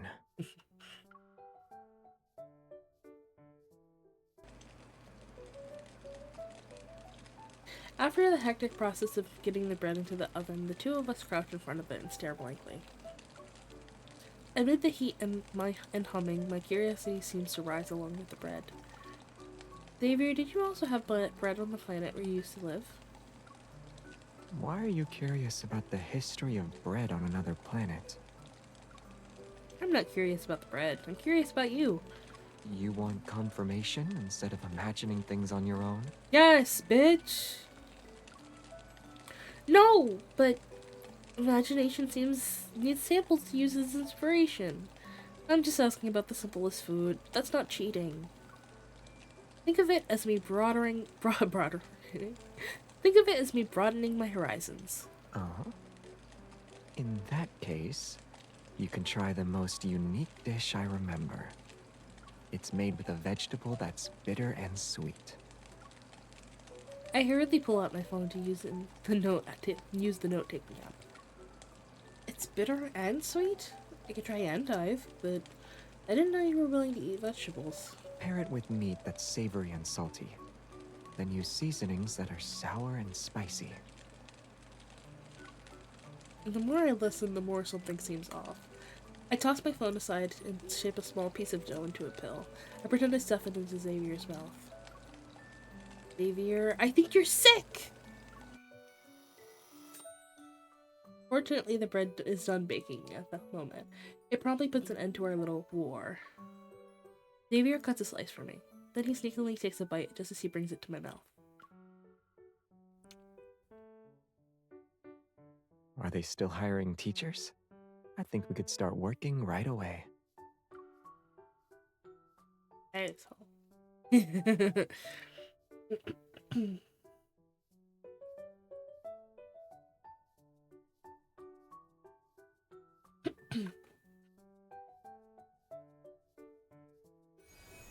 Alright, time to go for the last one. I haven't done this one yet at all.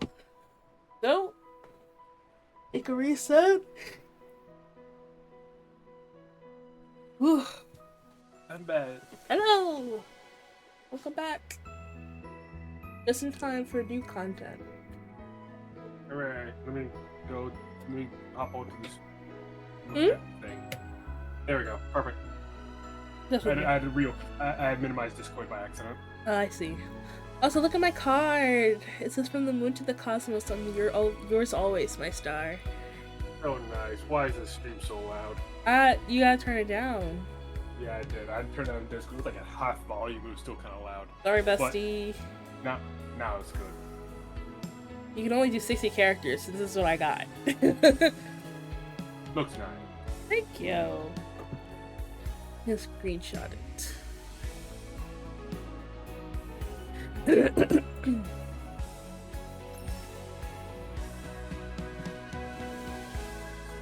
Ready to celebrate his birthday? Okay. I think this is good. Yeah. Yeah. Celebrate.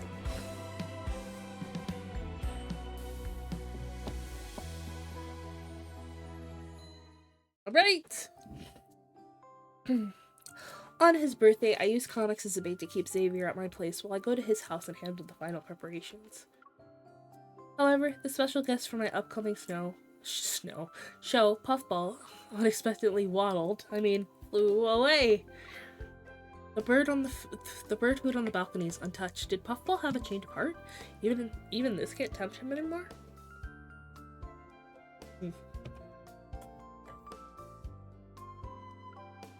Thinking he might be playing in some corner, I cup my hands and mimic a few bird calls. I try to coax him out. This trick works well. I summon Puffball and the birthday boy himself. LOL. Is the new friend I'm supposed to introduce to Puffball you? What new friend? Puffball came to your place looking for me. He got very excited when he heard sounds from his own kind, so I brought him over to meet them. Oh, wait, that's so cute. So you kidnapped Puffball. Oh, I guess. Do I still need to introduce you? Perfect timing. Eating cake on the balcony while the sun sets would be romantic. I can work with us. I pull out the cake, I hid under the table, and Xavier looks surprised. It's obvious he's acting, but it's obvious he's acting goes crazy. My cake! Oh yeah, I guess I am glad that I turned it around.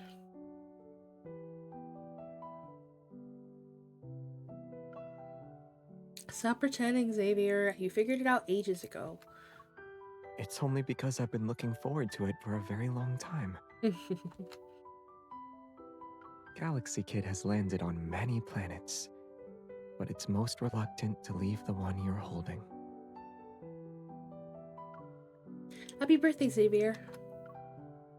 Let me tell you a secret. You're not the only one who's been looking forward to this for a very long time. I was too. Alright, we'll sing happy birthday first. Alright, let's fucking... I'm gonna take a screenshot actually, because I think it's just good. Screenshot. I wanna say happy birthday to you. I wanna say happy birthday to you. Was it? To close your eyes and make a wish. Think about it and blow out your candles. Close your eyes and make a wish. Think about it And blow out your candle, say happy birthday to you. Anyway. Let me out! I keep forgetting to press the wrong thing. Help! Even after hearing so many of the universe's sounds, I still think your voice is the most beautiful. Anyway! Blow out your fucking candle, bro. Look, it's getting dark. It's time for you to make a wish. All the stars have appeared. The stars seem to always hear my wishes. Crying, sobbing, throwing up. Me taking like 500 screenshots.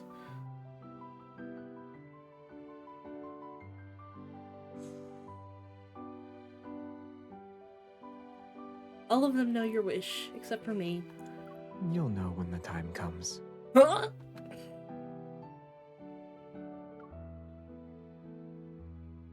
As if suddenly remembering something, I reach into the cake box and pull out a card. Since we decided to have a cake at the last minute, I forgot to have you look at this before blowing out the candles. You can't see it since it's dark. Let's wait until we turn the lights back on. It's as if a switch was pressed. The birthday balloons on the balcony suddenly transform into a dazzling planet. It's bright now. Obsessed with him! He was like, let me just turn my evil on. LOL, the squint. No, the eyes. LOL. Stop blinking. You couldn't even wait a second. From the moon to the cosmos, I'm yours always.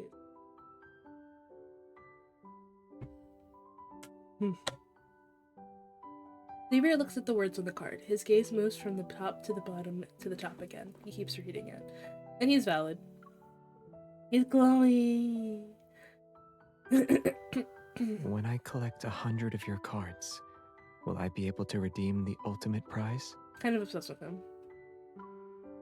One card per year means it'll take 100 years to collect them all. You make it sound like you're collecting 10 stamps on a drink punch card. It's settled then.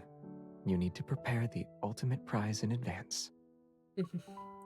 I'll do my best to live another 100 years, but let's not think about that now. There's a prize right in front of us. Did I lose my best friend privileges? No, you're fine. We didn't do the card, we're on the event. I slide over a gift box bearing the Hunters Association logo. I signed for packaging on your behalf when you weren't here. It looks like it was sent by the association. Confused, he opens the gift, and a scene that's worthy of being recorded in history unfolds. Happy birthday to you! Happy birthday to you! Oh my god! Happy birthday, Nemesis Xavier! Holy shit!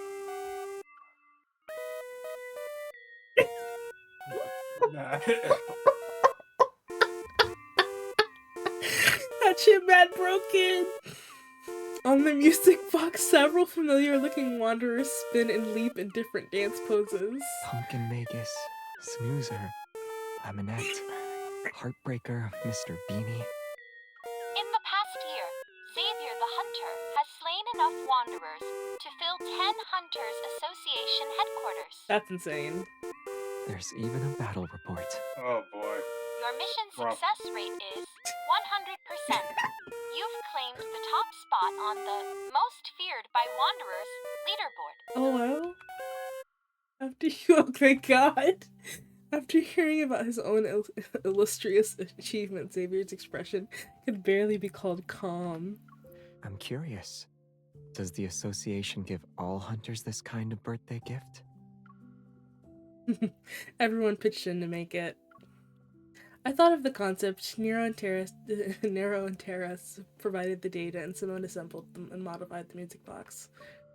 Of course, it wouldn't have been given to you in the association's name without Jenna's approval. When I return to the association's building, I'll thank everyone. It's clear that what he wants to thank him for isn't just the birthday gift, but more so the profoundly moving experience. When word got out that your birthday was coming up, everyone asked me about your preferences. They didn't know what to get you. It's your fault for being so mysterious and never letting anyone see what you like. At least they know to find the person who understands me the best. True. Xavier smiles and he adjusts the telescope on the balcony. He points it toward the star-filled sky. I soon find myself pouring out my thoughts. Maybe it's because he has his back to me. I don't even know if I can be considered the person who understands you best. I thought after being together for so long I could slowly understand your world. But even when I use all of my imagination, I still can't fill in every blank.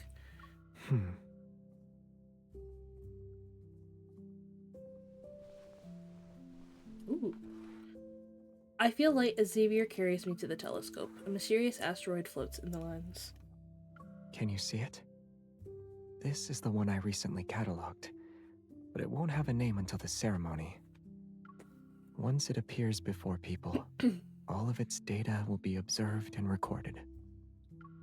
It won't be long until its past is completely revealed. After listening to him, I make the shape of a telescope with my hands and aim it at him. Are you saying that if I keep observing and recording you, I'll be able to understand about everything about you one day? Through the lens formed by my hand, Xavier is seemingly illuminated by starlight. He becomes increasingly clear in my eyes.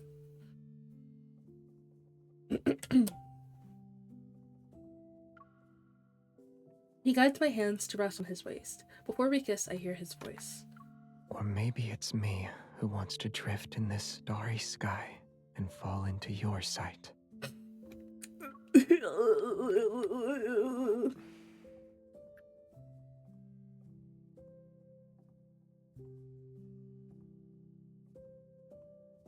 Crying, sobbing, throwing up.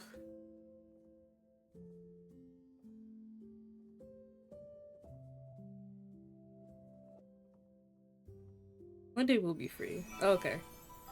Yippee! The cake!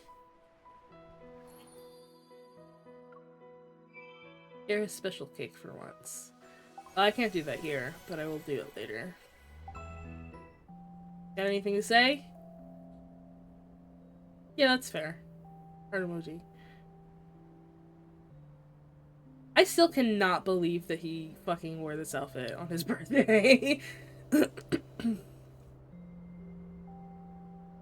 me go. I still have to fill out the desk, but I'm gonna put it on here. Cake!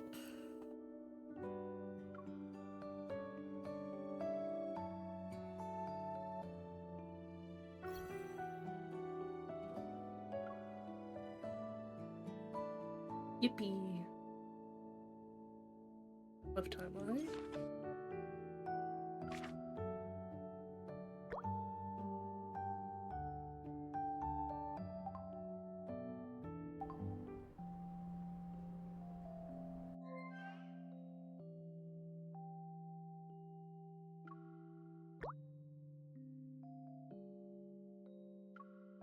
Wow, cake. Yippee. Alright. If I still do birthday cakes. Alright, onto the card. And then we're done for the night.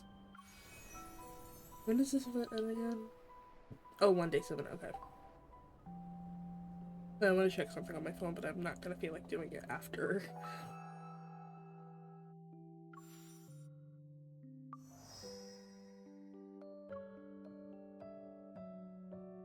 All white, let's go. Bless me. Bless you.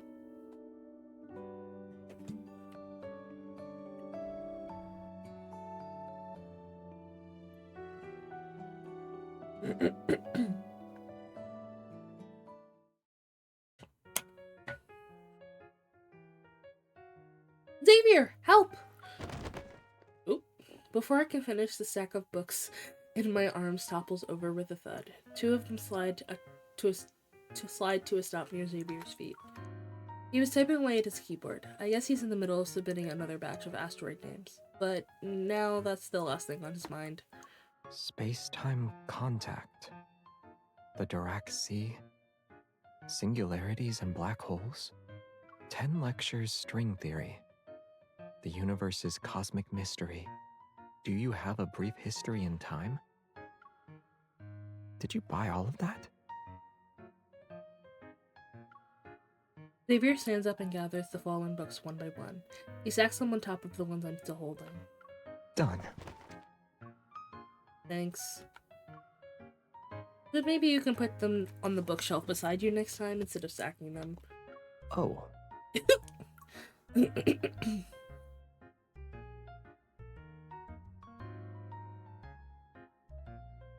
I quickly sort the titles by topic, then I try to figure out where to begin.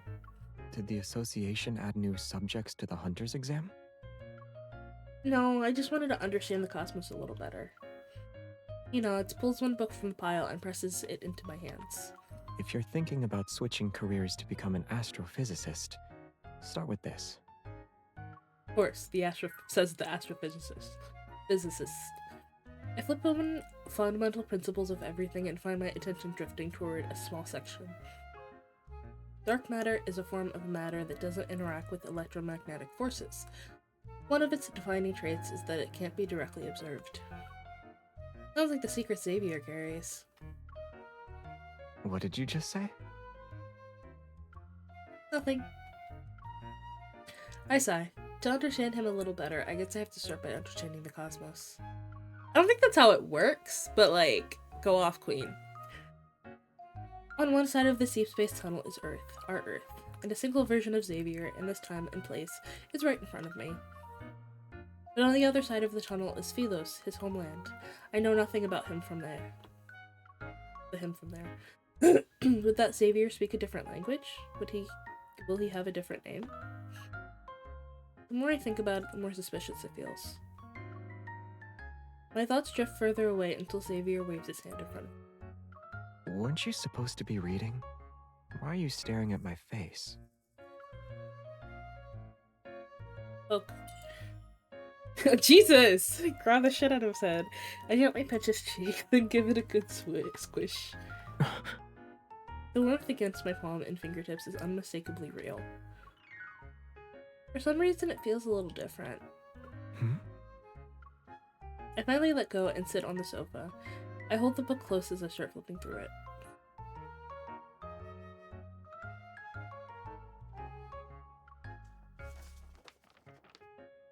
Before long, Xavier also curls up on the sofa with a book of his own.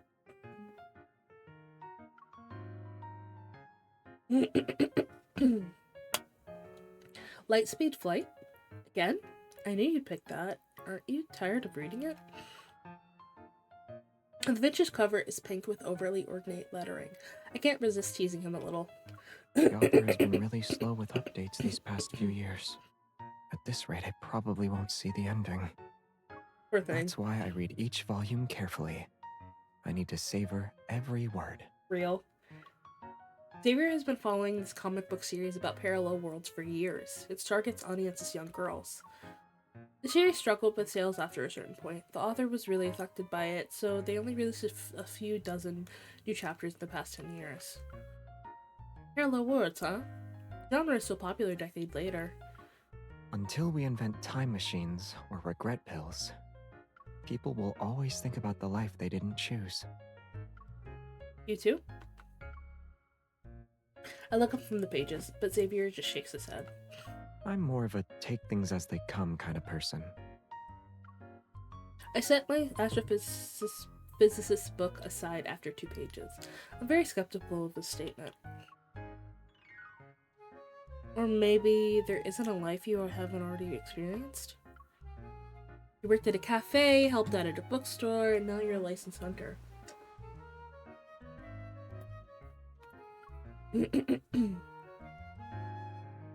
You have friends who are decades apart in age, and over 10 years ago you were the elusive Lumiere. If I called the Anomaly Investigation Bureau right now, I might get a reward for discovering an anomalous entity. Almost saying everything, he suddenly pauses and starts digging between the sofa cushions. It's as if something's bothering him. A second passes. He pulls out a small rectangular device. I've been looking for this MP3 player for ages. So this is where it ended up. Wow, that's ancient. Does it still work? Yeah, the audio quality is pretty good. He grabs a pair of old wired earbuds. It's clear he's going to read while listening to music. Just as he opens the book, he hesitates. That bounty you mentioned. How much? A rare creature like you? Easily 10 million. Maybe a half million? Maybe 50 million? Oh, He picks up his phone and casually starts typing something. I lean over to peek at the screen.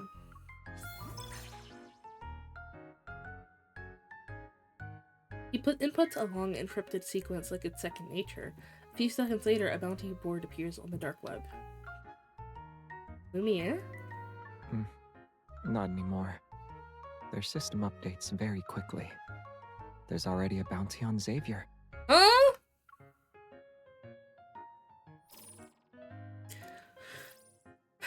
The bounty under Xavier's photo flickers.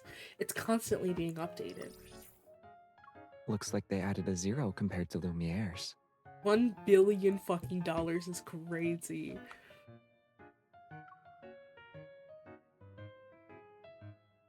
Why are you even checking it?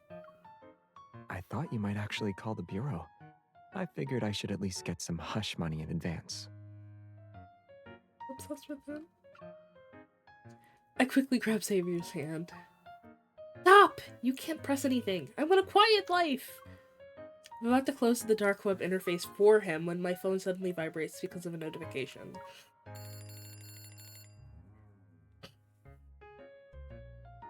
To keep him from noticing the gift I've been preparing, I deliberately left a vague reminder. The reminder vague. The screen shows 2 simple words. Pick up. Already? That was fast. I put the books back and head for the door. Then I remember something and glance back at Xavier. He's still lounging on the sofa. Oh, right. I was so busy bringing over the books I didn't have room for at home. Then I forgot my bookshelf is still a mess. Do you need help? Yeah. You can take your time, though. Organize it carefully. I'll stay downstairs and tidy things up until you get back. Don't take too long. And don't forget what we promised tonight. The Minor Celestial Object Committee Stargazing Guide said there would be a meteor shower that only happens once a century. We promised to watch it together. It's impossible for me to forget.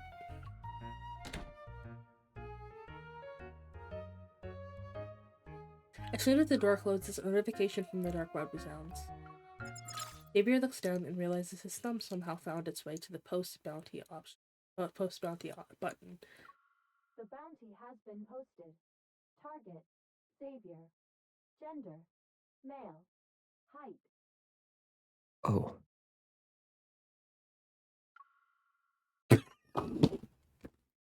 Wait!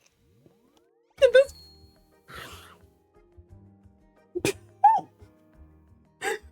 Did he? Oh my god! He's so stupid. I love him. Oh, goes crazy.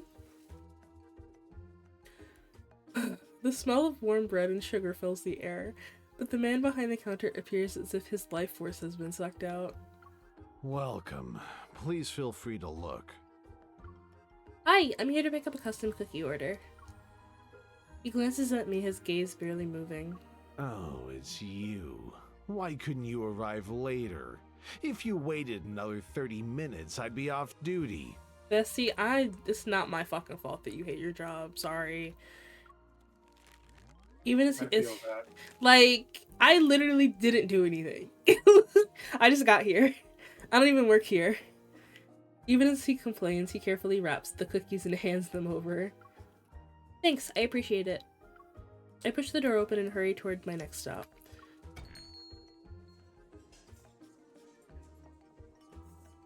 After I sit down and order 2 drinks, a gray-haired woman walks in.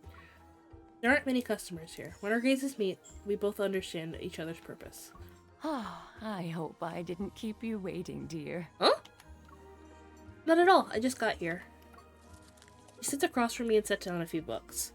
They look old, but they're in protective covers. I wrapped these years ago, so they won't come off. Is that okay? It's fine, so as long as the inside is intact. I open one of the volumes and see the familiar old-fashioned fancy words inside. Light speed flight. Oh! It's one of the gifts I prepared for Xavier's birthday is the comic book series he always reads. It went out of print years ago. Used copies are almost impossible to find. It took several tries before I managed to contact a seller who's willing to part with them. Everything looks great. Thank you for being willing to sell them. I loved this comic book series when I was younger. That's why I always kept these in good condition. It's rare to meet a young person who's willing to go to such lengths to find them. It makes me happy. Actually, it's a birthday gift for a friend. A friend? Your boyfriend? Duh. Hello? She looks curious. Your friend is around your age, right? Oh, won't young people think old comic books like this are outdated? This friend of mine. He always seems calm and never shows a strong preference for something. He's hard to read, too. But he's been reading comic books lately, and he's really serious about the series. This Lightspeed flight went out of print because of the chronological catastrophe and is hard to find. I figured it'd be a gift he'd like. She nods before sighing with understanding. Once you know half a story, you want to see how it ends. If you don't know when the hero began their journey, or where they're headed, you'll only be left with regrets. Yeah, you're right. Her words, for some reason, made me think of Xavier. But now the story is starting to feel whole again.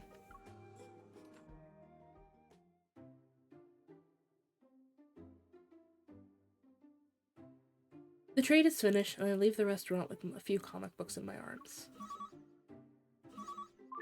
Hey, we can still continue with the plan, right? Xavier won't get in the way? I gave him an excuse to stay at my place before I left. Right now, he should be... Nar! A familiar figure flashes by up ahead. I changed my words. He's not there now. Perfect. I'll handle the setup. I'll see you tonight. I lower my voice and cautiously head in the direction where I saw the figure. Yeah, see you later. As I look down to hang up the call, the figure vanishes without a trace. I'm about to search the area when someone suddenly grabs my wrist. I'm ready to shake them off when... Xavier? Come with me. Oh, okay. Okay, alright. Where are we going? Xavier takes my hand and pulls me into a nearby alley. I hide the comic books behind my back. Nearby, I hear the buzz of small drones. 7 or 8 laser beams are tracking and locking into the back of Xavier's head! Oh my god. I instantly realize what's going on. Xavier, how did you end up being hunted down a day before your birthday? I guess they're confident enough to strike whenever they want. They're not bothering to wait for the right day. We managed to escape once we turned the corner. The drones zoomed past us. They lost their target for now.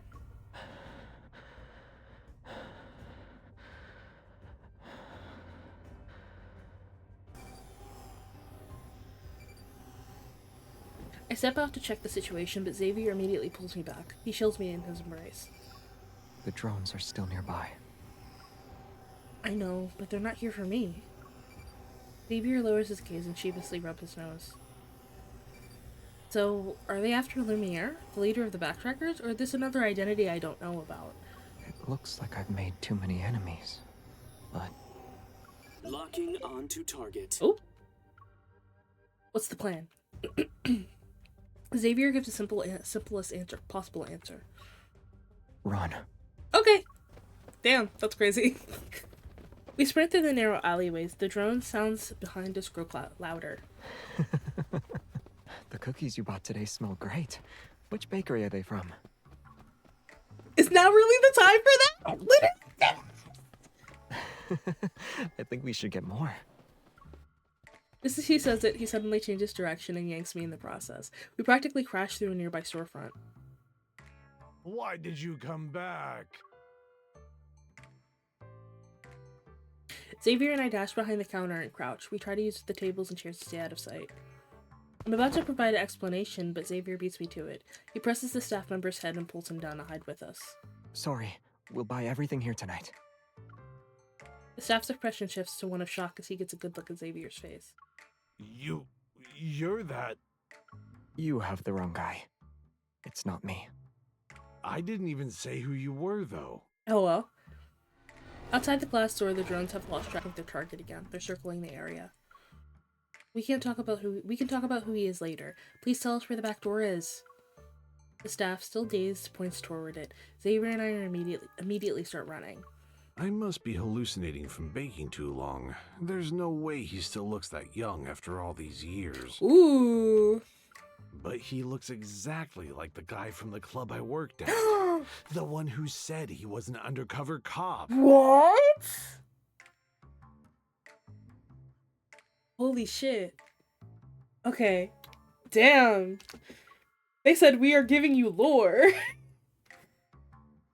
The voice fades as the back door closes behind us. I glance at Xavier, and he silently diverts his gaze. Club? Undercover cop? It's another long story. Stimstream is another Stimstream impossible. Listen! Actually, sometimes. Right now I'm in my Love and Deep Space phase, so all of my streams are mostly that, except for the drawing stream I did last a couple of days ago. Another long story goes crazy. Right now... I forgot MC doesn't know about that. He lifts me up again. His shoulders tense slightly, then he jumps, which launches us toward an adjacent rooftop. The howling wind rushes past my ears, and I tighten my grip on his shoulders. Let's deal with the troublesome matter behind us once and for all. Valid.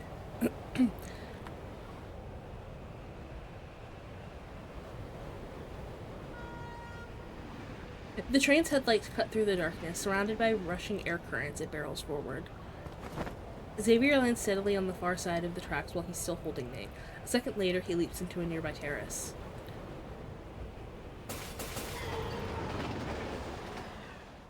VR. Behind us, the drones clash. Some are knocked out by the air by the turbulence, and the others are dragged under the train. They disappear beneath the tracks. Being uncomfortable when I last saw you. Yeah, it'd be like that sometimes. I mean, I'm still around. I just, what's it called? Been mostly having a real life job and playing Love and Deep Space mostly since like March. Oof, stretch.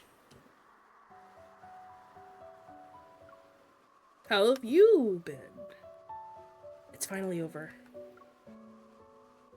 The city's noise feels distant now, as if the small terrace we're on cuts it all away.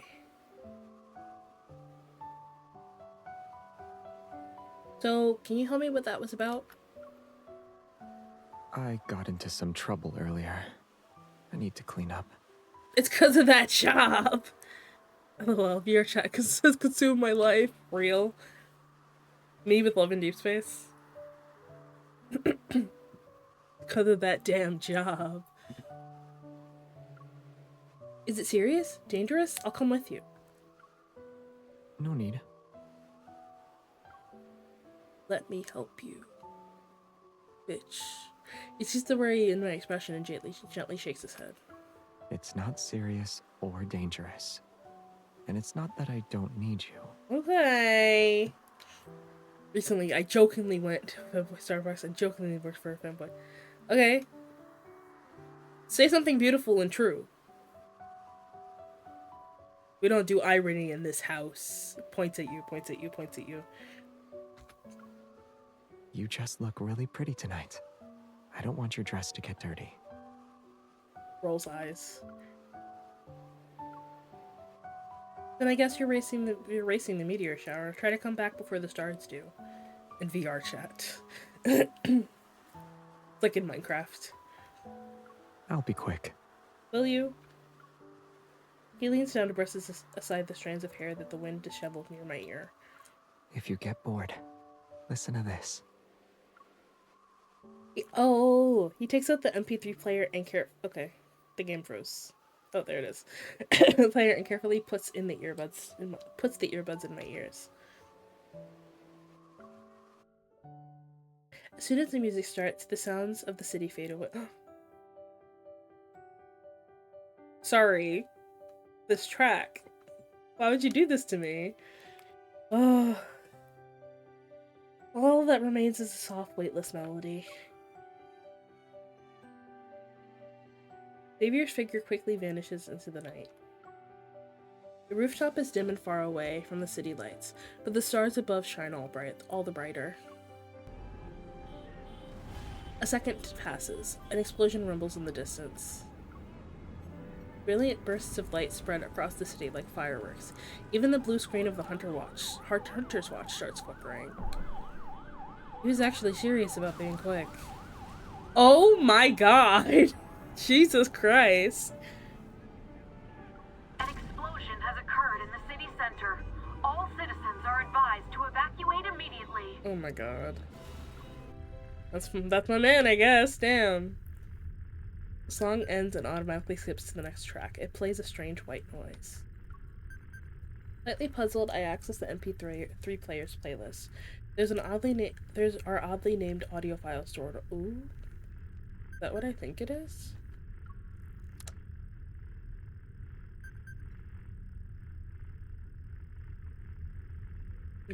Almost got tempted to join the bandwagon with my friends. I mean, I'm gonna be honest with you. It's not for the faint of heart. I'm gonna be so serious with you. You will get hooked. I'm like not even kidding. They will get you. Watch out. Also, if you're gonna play on like BlueStacks or something, it's technically a mobile game, but like it takes, if I recall correctly, I think on my phone, it's like 34 gigabytes. It's a hefty fucking game. This is the same company that made Infinity Nikki, so they made a PC game on your phone. Yeah, it's chonky. Each of the file names string of numbers, judging by the dates they're from before the Chrono Rift catastrophe. Yeah, this might be what I'm thinking of. I skipped through a few of them. All of them are basically the same, meaningless. Maybe not. Considering how well Xavier sleeps, he doesn't need this many white noise tracks. My phone vibrates, which means I received a message. I grab it to see what it is. Oh lord, he coming, literally. LOL!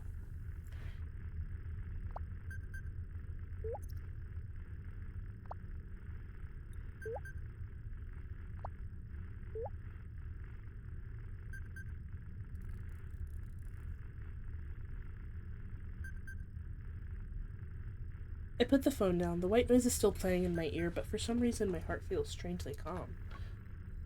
I tilt my head back, look at the night sky, and wait for the meteor shower to begin. I'm also waiting for the person who promised to watch it with me. Oh, okay. Kindled.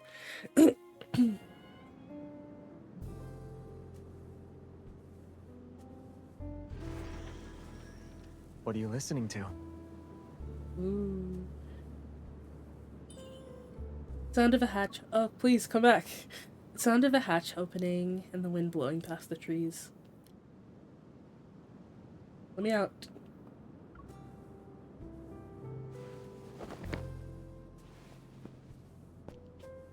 That was the very first time I heard Earth sounds.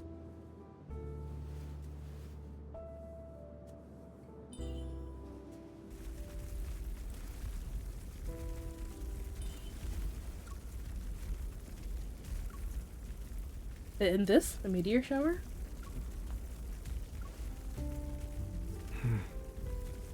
It's probably just debris from another exploding ship.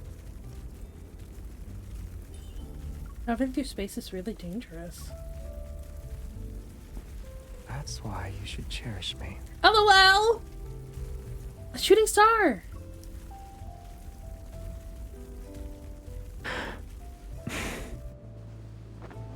Okay. Let's move.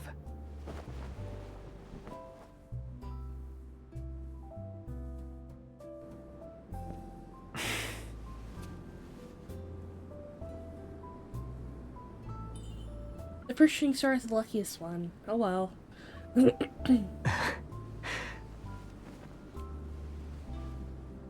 I'll bribe the cosmos.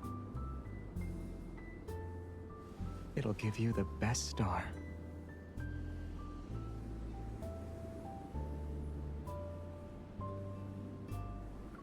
Oh shit. Quick, make a wish. I hope all of Xavier's birthday wishes come true.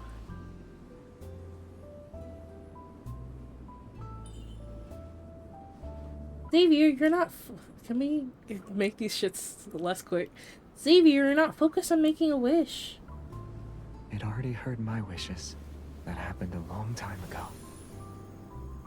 I don't need to make more. I'll thank them. We'll thank them? Curious?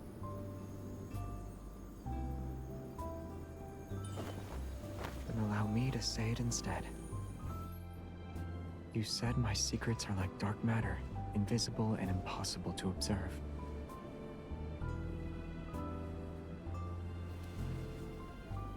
But those invisible parts, they move toward your light. Okay. Okay. Older wish of mine. They need to stop. Was to You're meet you. in my you are in my boundary. Crying, 5 feet. sobbing, And throwing right up. now, 5 feet, please. Again? At least we're I not have hanging out. you. I'll never let go. Also, him saying an older wish of mine. Oh, that's fine. Sorry. He's What? He's glowing. He wasn't glowing in the trailer. What? Sorry. That's my freak out for the duration. He's like an older wish of mine was to meet you, and now that I have you, I'll never let you go. He's going. He's going. Wait. Crying, sobbing, throwing up.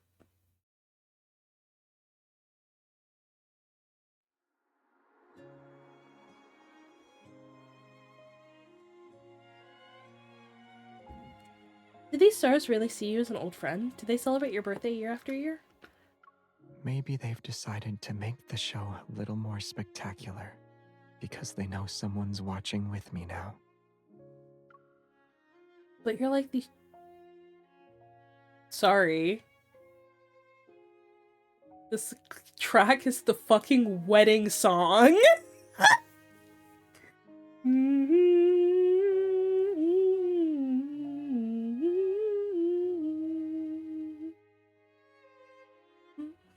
Damn. Sorry, I'm feeling feelings. But you're like you're like these shooting stars. You're from another end of the universe. If you disappear one day, I'm not sure where to look for you.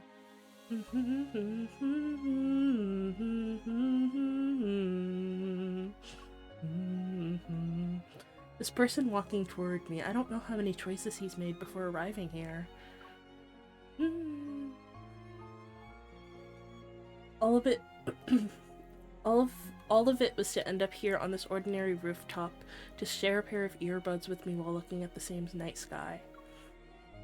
Then stay where you are. Do what you did earlier. Whether you're buying your favorite bread or just wandering around, I'll always find you.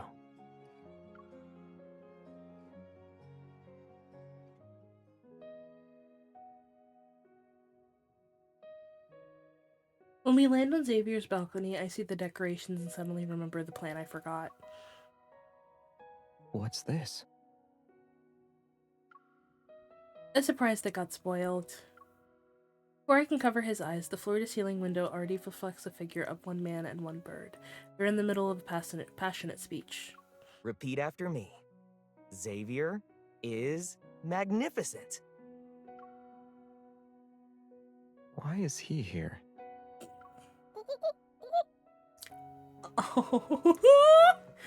Xavier glances at Puffball, who looks plumper than ever, on Jeremiah's shoulder. Why is he here too? LOL? Wait, weren't we supposed to bring him back at midnight? When did the plan change?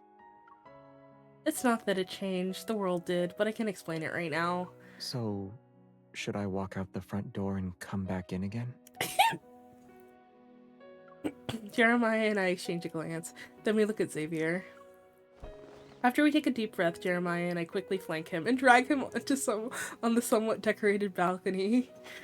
Where are the balloons? Snatch him! Why are they inflated? Oh! Forget those. I'll get the cake! Oh no, I forgot to play the Lumiere movie Easter egg compilation. We were supposed to watch him react. I was waiting for that. Whatever, let's do it together. He's so loved. Xavier lets himself be pushed into the little stage and stands calmly in the middle of the noise. The lights turn on at the same time.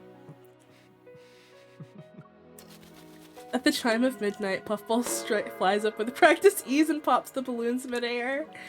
A banner unfurls from above. It says, "Happy birthday, Xavier." Happy birthday! Happy birthday, Xavier! Before I can stand on my tiptoes, Xavier brushes aside the streamers and leans down toward me. He used to this routine. His unwavering gaze stays on me. So can I expect to hear something more touching this year? Jeremiah said you're the son of some powerful leader in your homeland. I don't know what kind of political system that place has, but I heard your coming of age ceremony also involved an observatory. Well, that's not just a birthday. It's more like a birth anniversary.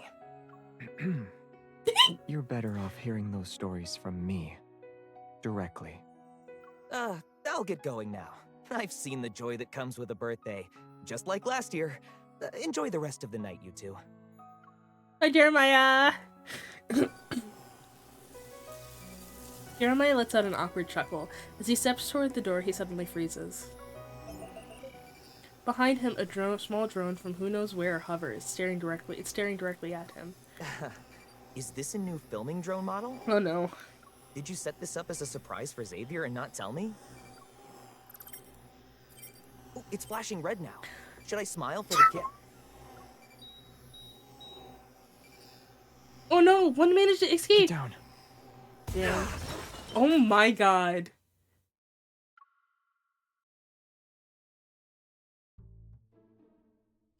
The smoke finally clears. The carefully planned birthday party ends in unexpected chaos. We first see off Jeremiah, who's battered, bitter, and swearing to get revenge for the explosion. Then we call property management. With nowhere else to go tonight, Xavier ends up crashing at my place. You quickly pack your toiletries. My wish came true a little faster than I expected. It caught me off guard. Surprisingly, I find the comic books that are miraculously untouched in the not-so-damaged living room. Even though everything today was a total mess and my place still looks like a disaster, happy birthday, Xavier. Ooh, interesting. May you always shine bright. May your favorite comic book series. May your life be happy and uneventful. May you always shine bright, and may your heart always be calm like tonight's starry sky. Thank you. But shining 24/7 doesn't sound very eco-friendly. Obsessed with him.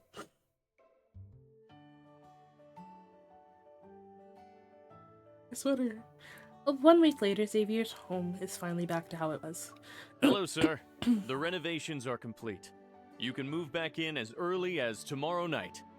Thanks. He doesn't look happy in the slightest. After the staff leaves, Xavier returns to me. Let me stay with you for one more night.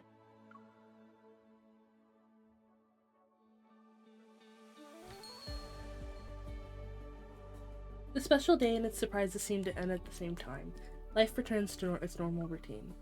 We visit our usual bakery. Alexander, the staff guy, is still grumbling behind the counter like always. But in the end, he still carefully packs up the last 2 golden flaky croissants for us. Reheat for 5 minutes in the oven. Top and bottom heat, 180 degrees. Of course, even calm days have their surprises.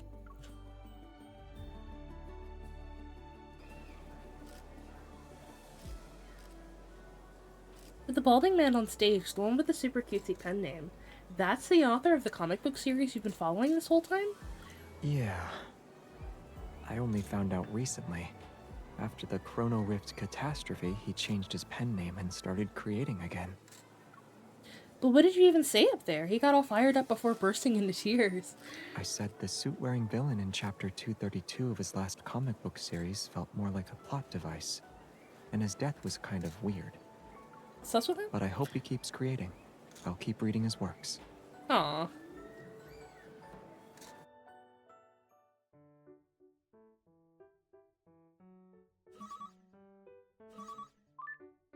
Just as we step out of the venue, Xavier's phone starts ringing. Hello? Tremble before me, Xavier. I sacrificed a week's worth of sleep to rewrite the tracking drone programs. The rest of those little drones, once they return to base, they'll self-destruct immediately. LOL. Also, that enemy who came after you on your birthday, it turns out they're an active group of assassins on the dark web. They have nothing to do with your old grudges. In other words, you're safe now. Thanks. Since you're here, peace on Earth is possible. Happy birthday, old friend. Maybe you can use your birthday wish for your personal safety next time? LOL. Also, why does the IP address for the bounty lead back to you?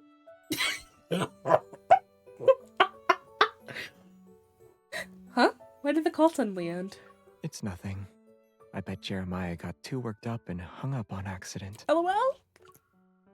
But did you actually accept your own bounty just to make some money? I did the math last night. If we handed out leads on Xavier, we might have gotten 50 million. He puts his phone back in his pocket and takes my hand and lets his pinky gently brush against my palm. If 50 million was right in front of you, would you take it? Or would you choose me? I would choose him. He has money. Double threat. You. Really? Bitch, on the 50 mil is so crazy! But he's rich, though! Like, that's the crazy part! He's got money! He's living on Earth for like 200 years, bestie. He's a philanthropist. Now, do you know how much?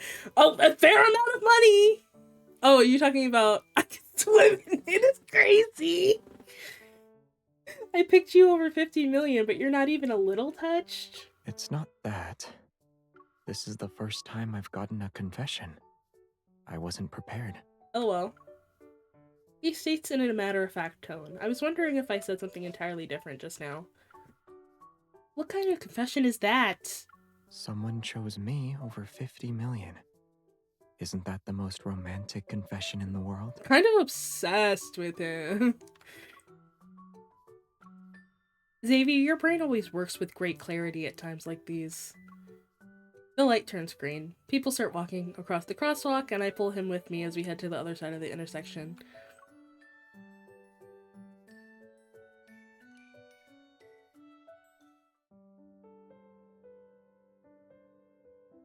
As night falls, we find ourselves in the Lincoln Convention Center again.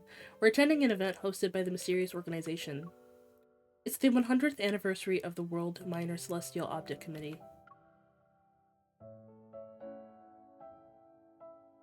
In this world, people still use outdated MP3 players while others send letters the old-fashioned way. I keep turning over the invitation sealed with wax. I inspect every detail. Who knows? There might be other extraterrestrial guests like me hiding in this committee. LOL. Also, he's wearing glasses! Anyway. The special guest himself is now backstage. Dressed in a fine suit, he responds casually when he hears what I said. You brought your camera when we left. I thought you'd be watching me from the audience.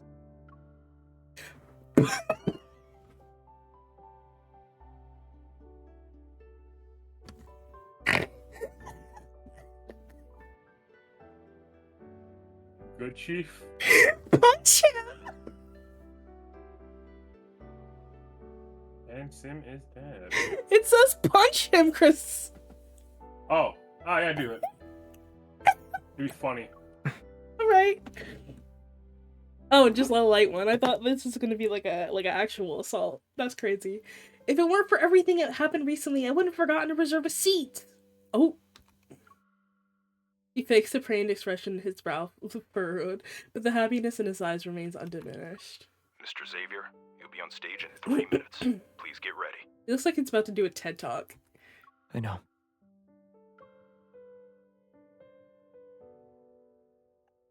I snap back to reality and peek through the gap in the curtain. Below lies a packed audience.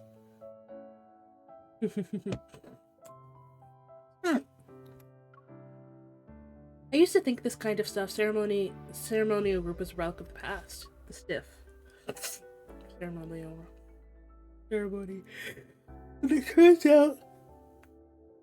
turns out people of all ages and backgrounds share love for the stars in the universe. Aren't you nervous? You'll be giving a speech in front of so many people. Having lowered my voice to ask that question, I almost start feeling nervous on his behalf.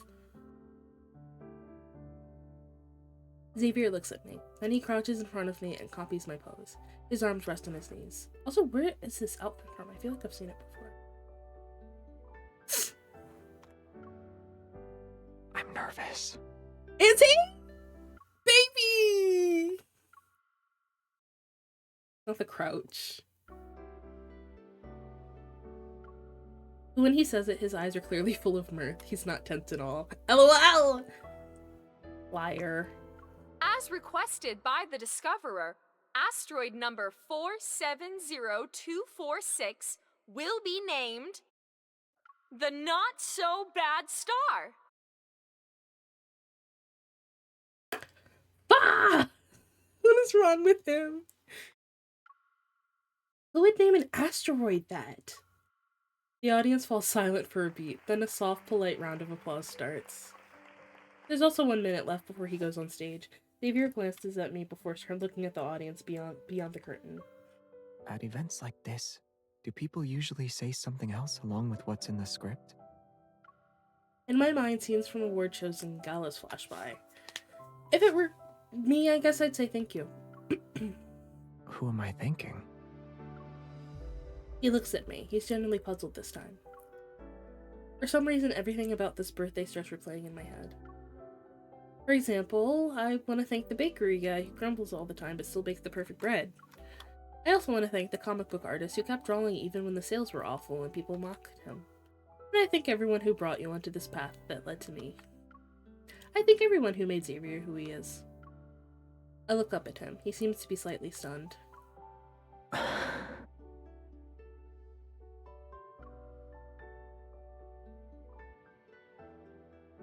Then the one I should thank the most.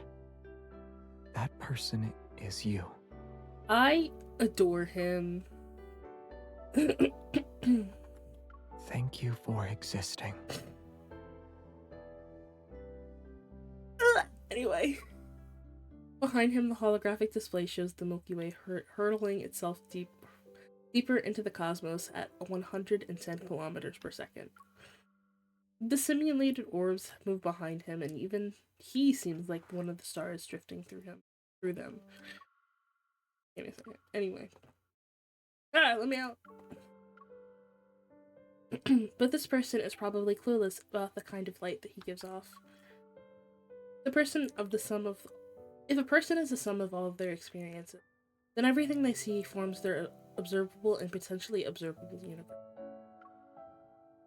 He, shaped by countless experiences, might still have vast invisible parts, like dark matter. But after meeting me, surely some of those parts of him have changed, all because of me. And the person standing in front of me right now is the one and only Xavier, version that belongs only to this moment, and to me. I'm about to go.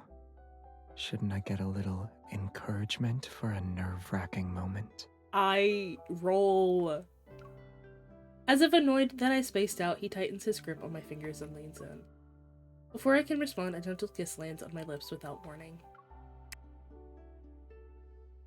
Now, let's welcome the discoverer of this asteroid, our passionate astronomy enthusiast, Mr. Xavier, to the stage. As a final 10 seconds countdown, I gently cradle his face in my hand. Xavier. The universe is vast. If we're ever separated again, Regardless of what happens or what you experience, please find me again. Meet me once more. Ah, no, you can't do that to me! Yeah! Love is choosing each other in every timeline. Ah! Sorry. Crashing out. Points at you. What do you mean? Don't fight at me!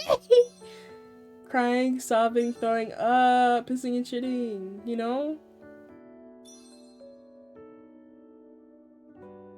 She's freezing up. Don't laugh at me!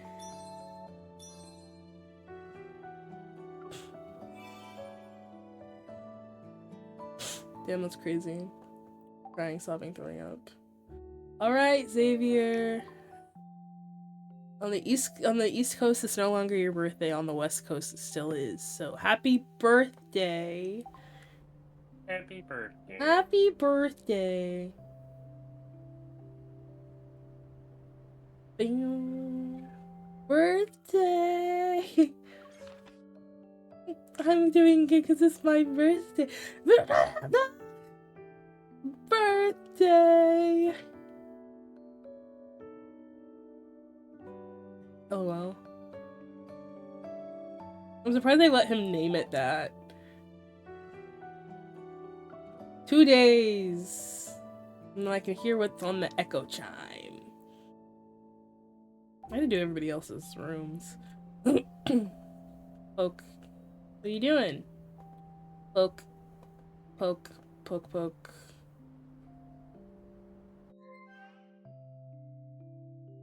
Oh, everybody's giving him birthday wishes.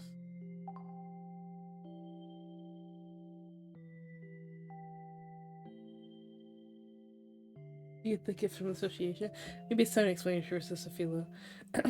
First time I felt a Wanderer's blessing, it was neat. Oh, I forgot to leave a comment. What was the original prompt?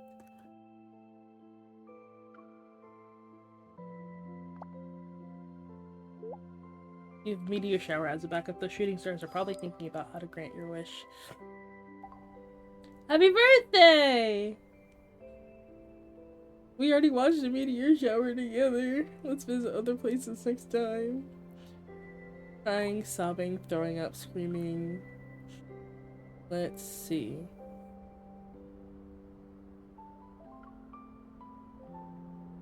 Oh. What do you want? Huh? Wrong posture? It's not your birthday, Dan. I'm out of power. Let me get charged here. Full energy now. He said my birthday. Yay. It is not. Yay, happy birthday to me. It's crazy.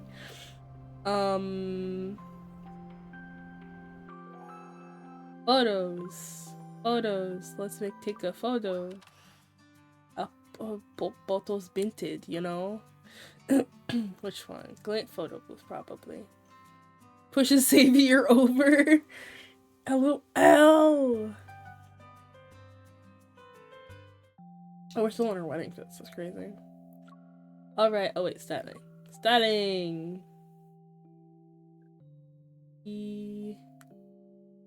Where's your birthday? Oh, there it is. Go back. Fuck. Go back.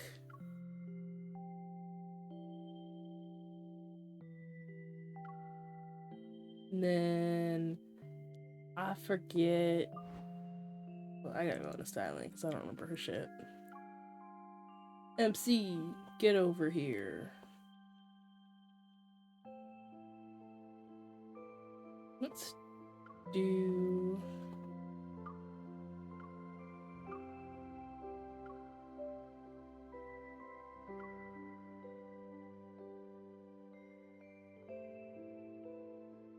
I don't think that anything came with this one. I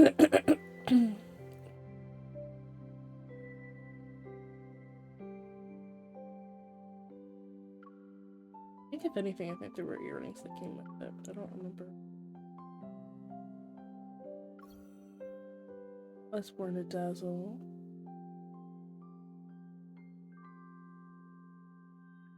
I'll just wear these.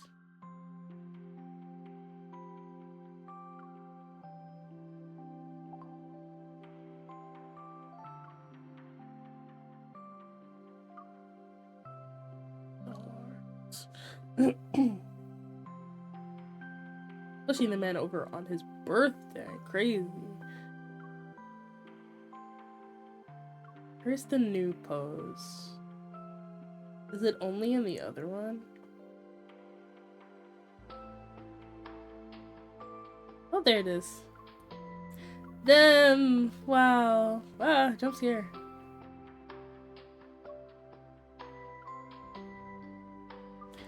Let's grab solo pose.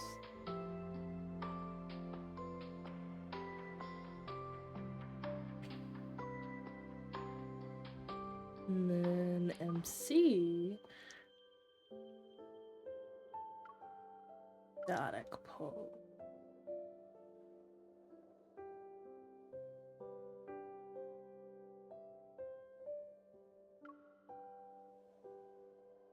Move her out. Oh well. Maybe not that one.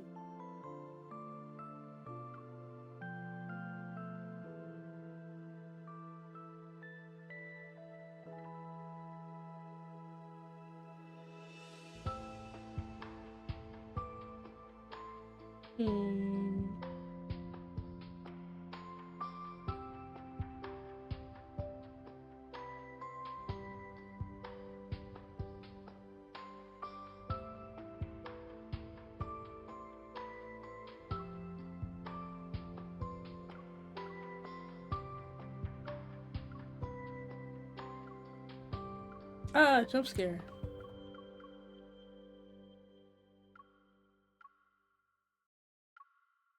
Okay. I'm learning.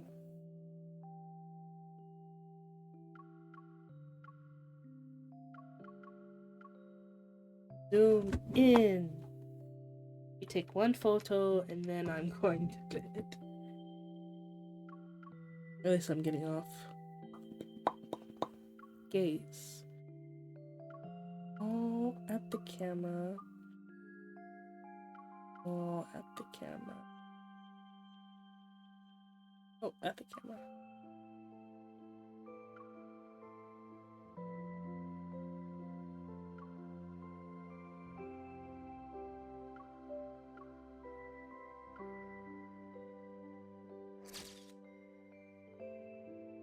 You know, I don't like pose. Let me see.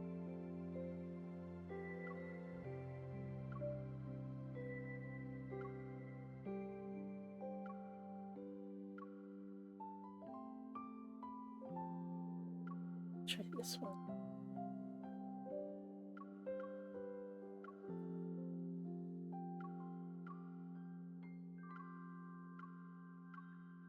Close as she can get, I think. Let's see. Camera. Easy. Oh my gosh, they're merging. Merge mansions. Oh.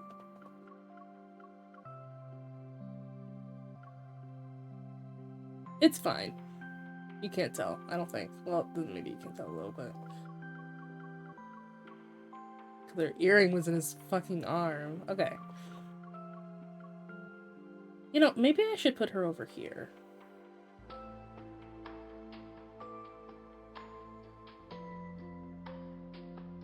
Oh, she can't. Oh, never mind.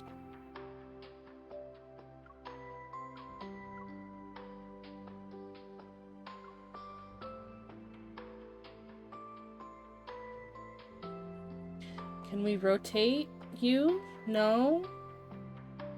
Is it because he's in the way? That one? Oh yeah, it's definitely because he's in the way.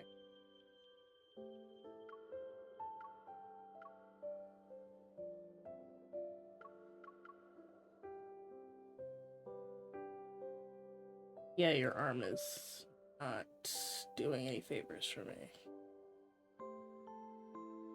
Yeah, go back over here.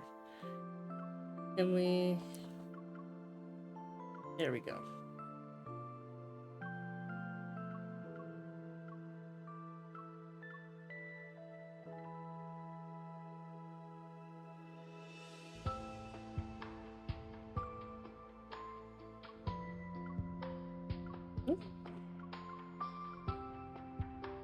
fighting with her. One day I'll take a good picture, you know? Indeed. Indeed, literally.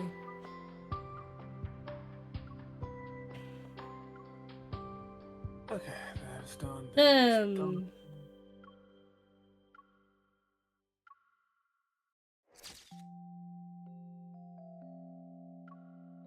Let's zoom in. Did you say gays? The lesbian and her gay boyfriend. Oh, ow! I don't know how that makes sense, but you know. It makes sense, apparently. Not really. I just think it's funny. LOL.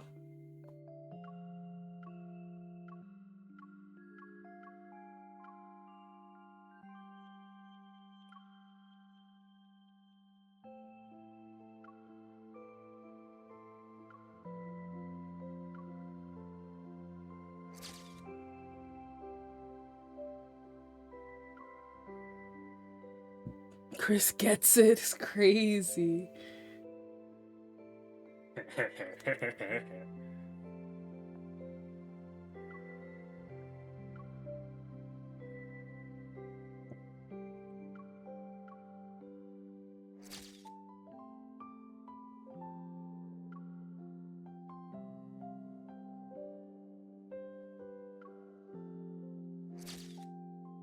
Wow.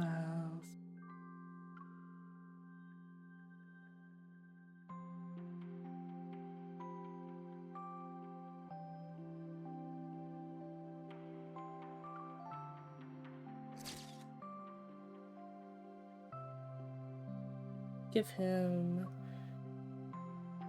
the bunny ears, you know? These ones? Or the other? Oh, that's for me. Oops.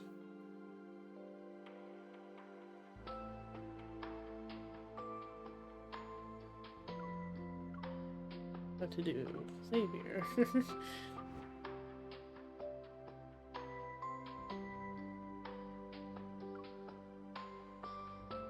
Yeah, the other one's probably the first one.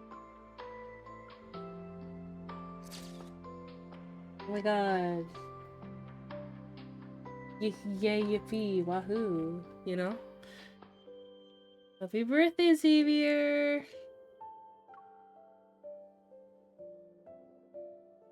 Maybe I should change her ring. Let me see. I think the ring that she's wearing is the wedding. Yes, it is. Oh, it's the other hand, right? Matching.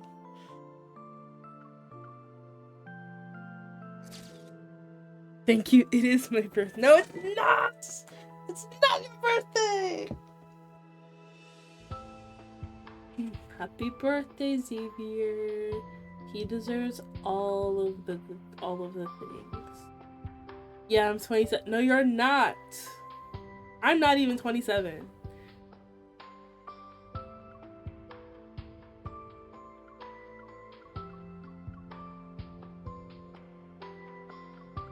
Did their gazes shift back? Looks like it did, yeah.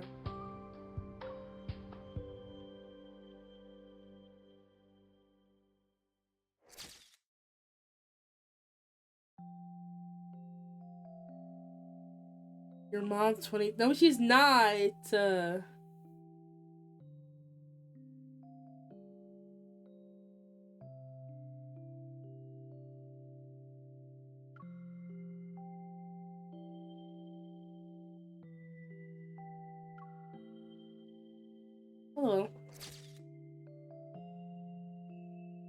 I'm 27.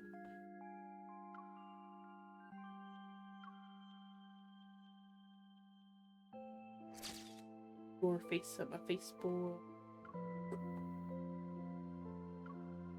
Camera unable to move. Let me in! Ah!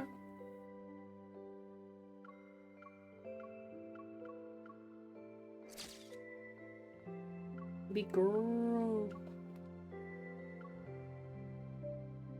Look at them. Angle. Okay, fix the gaze a little bit.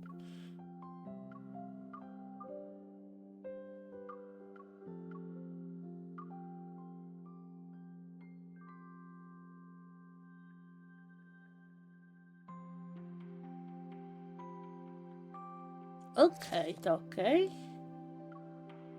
I'll fix the lighting as well, because the shadow.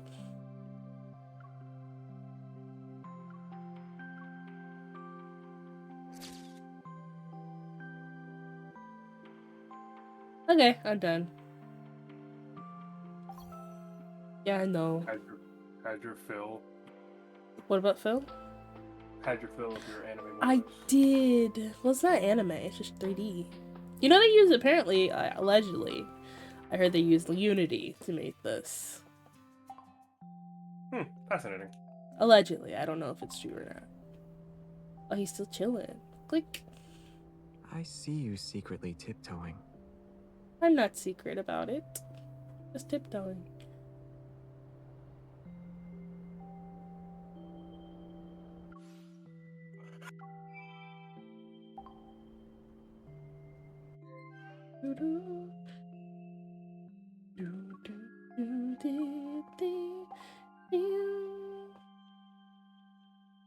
Oh, I want to make the rest of reality on my own. Real. Okay, let's finish this out with is called. I guess we just messed it up. Hold on.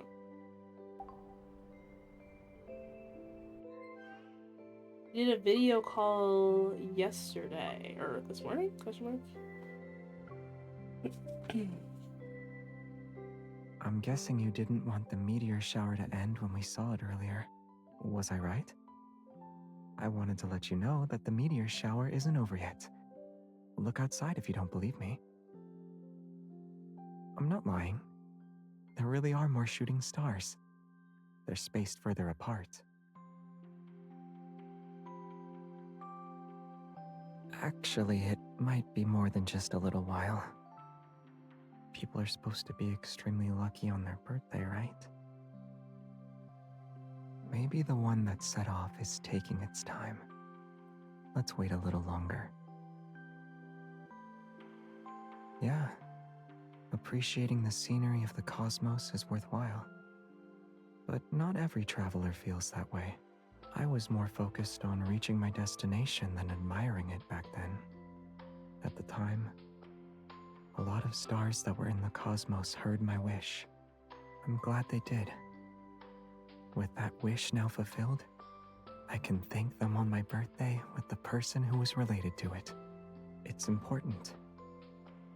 But listening to the cosmos with you is equally important. Even if it makes us miss the first shooting star. Our bad luck shouldn't make us miss it twice in one day, though. Oh, here it comes. It's not just one shooting star. There are two. Maybe they took their time during their journey because they have each other. I'm not making things up. If I had you with me back then, we might have been carefree cosmic travelers too. We'd bet on which planet is older, speculate about where alien life might exist. But if that were the case, then the spaceship's recordings would be filled with our chatter. You look even more sad than when you missed the first shooting star. Sometimes you walk alone so you can walk better with another person. I think I already walked on a road that's long enough to complete the paths we needed to take separately. So, you have no choice but to accompany me for an even longer road that's ahead of us. I'd walked a lonely road that I had ever known. But yeah, he stays away. Anyway, that's it. Thank you for coming to share with the birthday festivities. Gonna say bye, Would you Xavier? have kept touching me if I didn't resist? Apparently not. Alright. Night, everyone. Bye. Happy birthday, Xavier!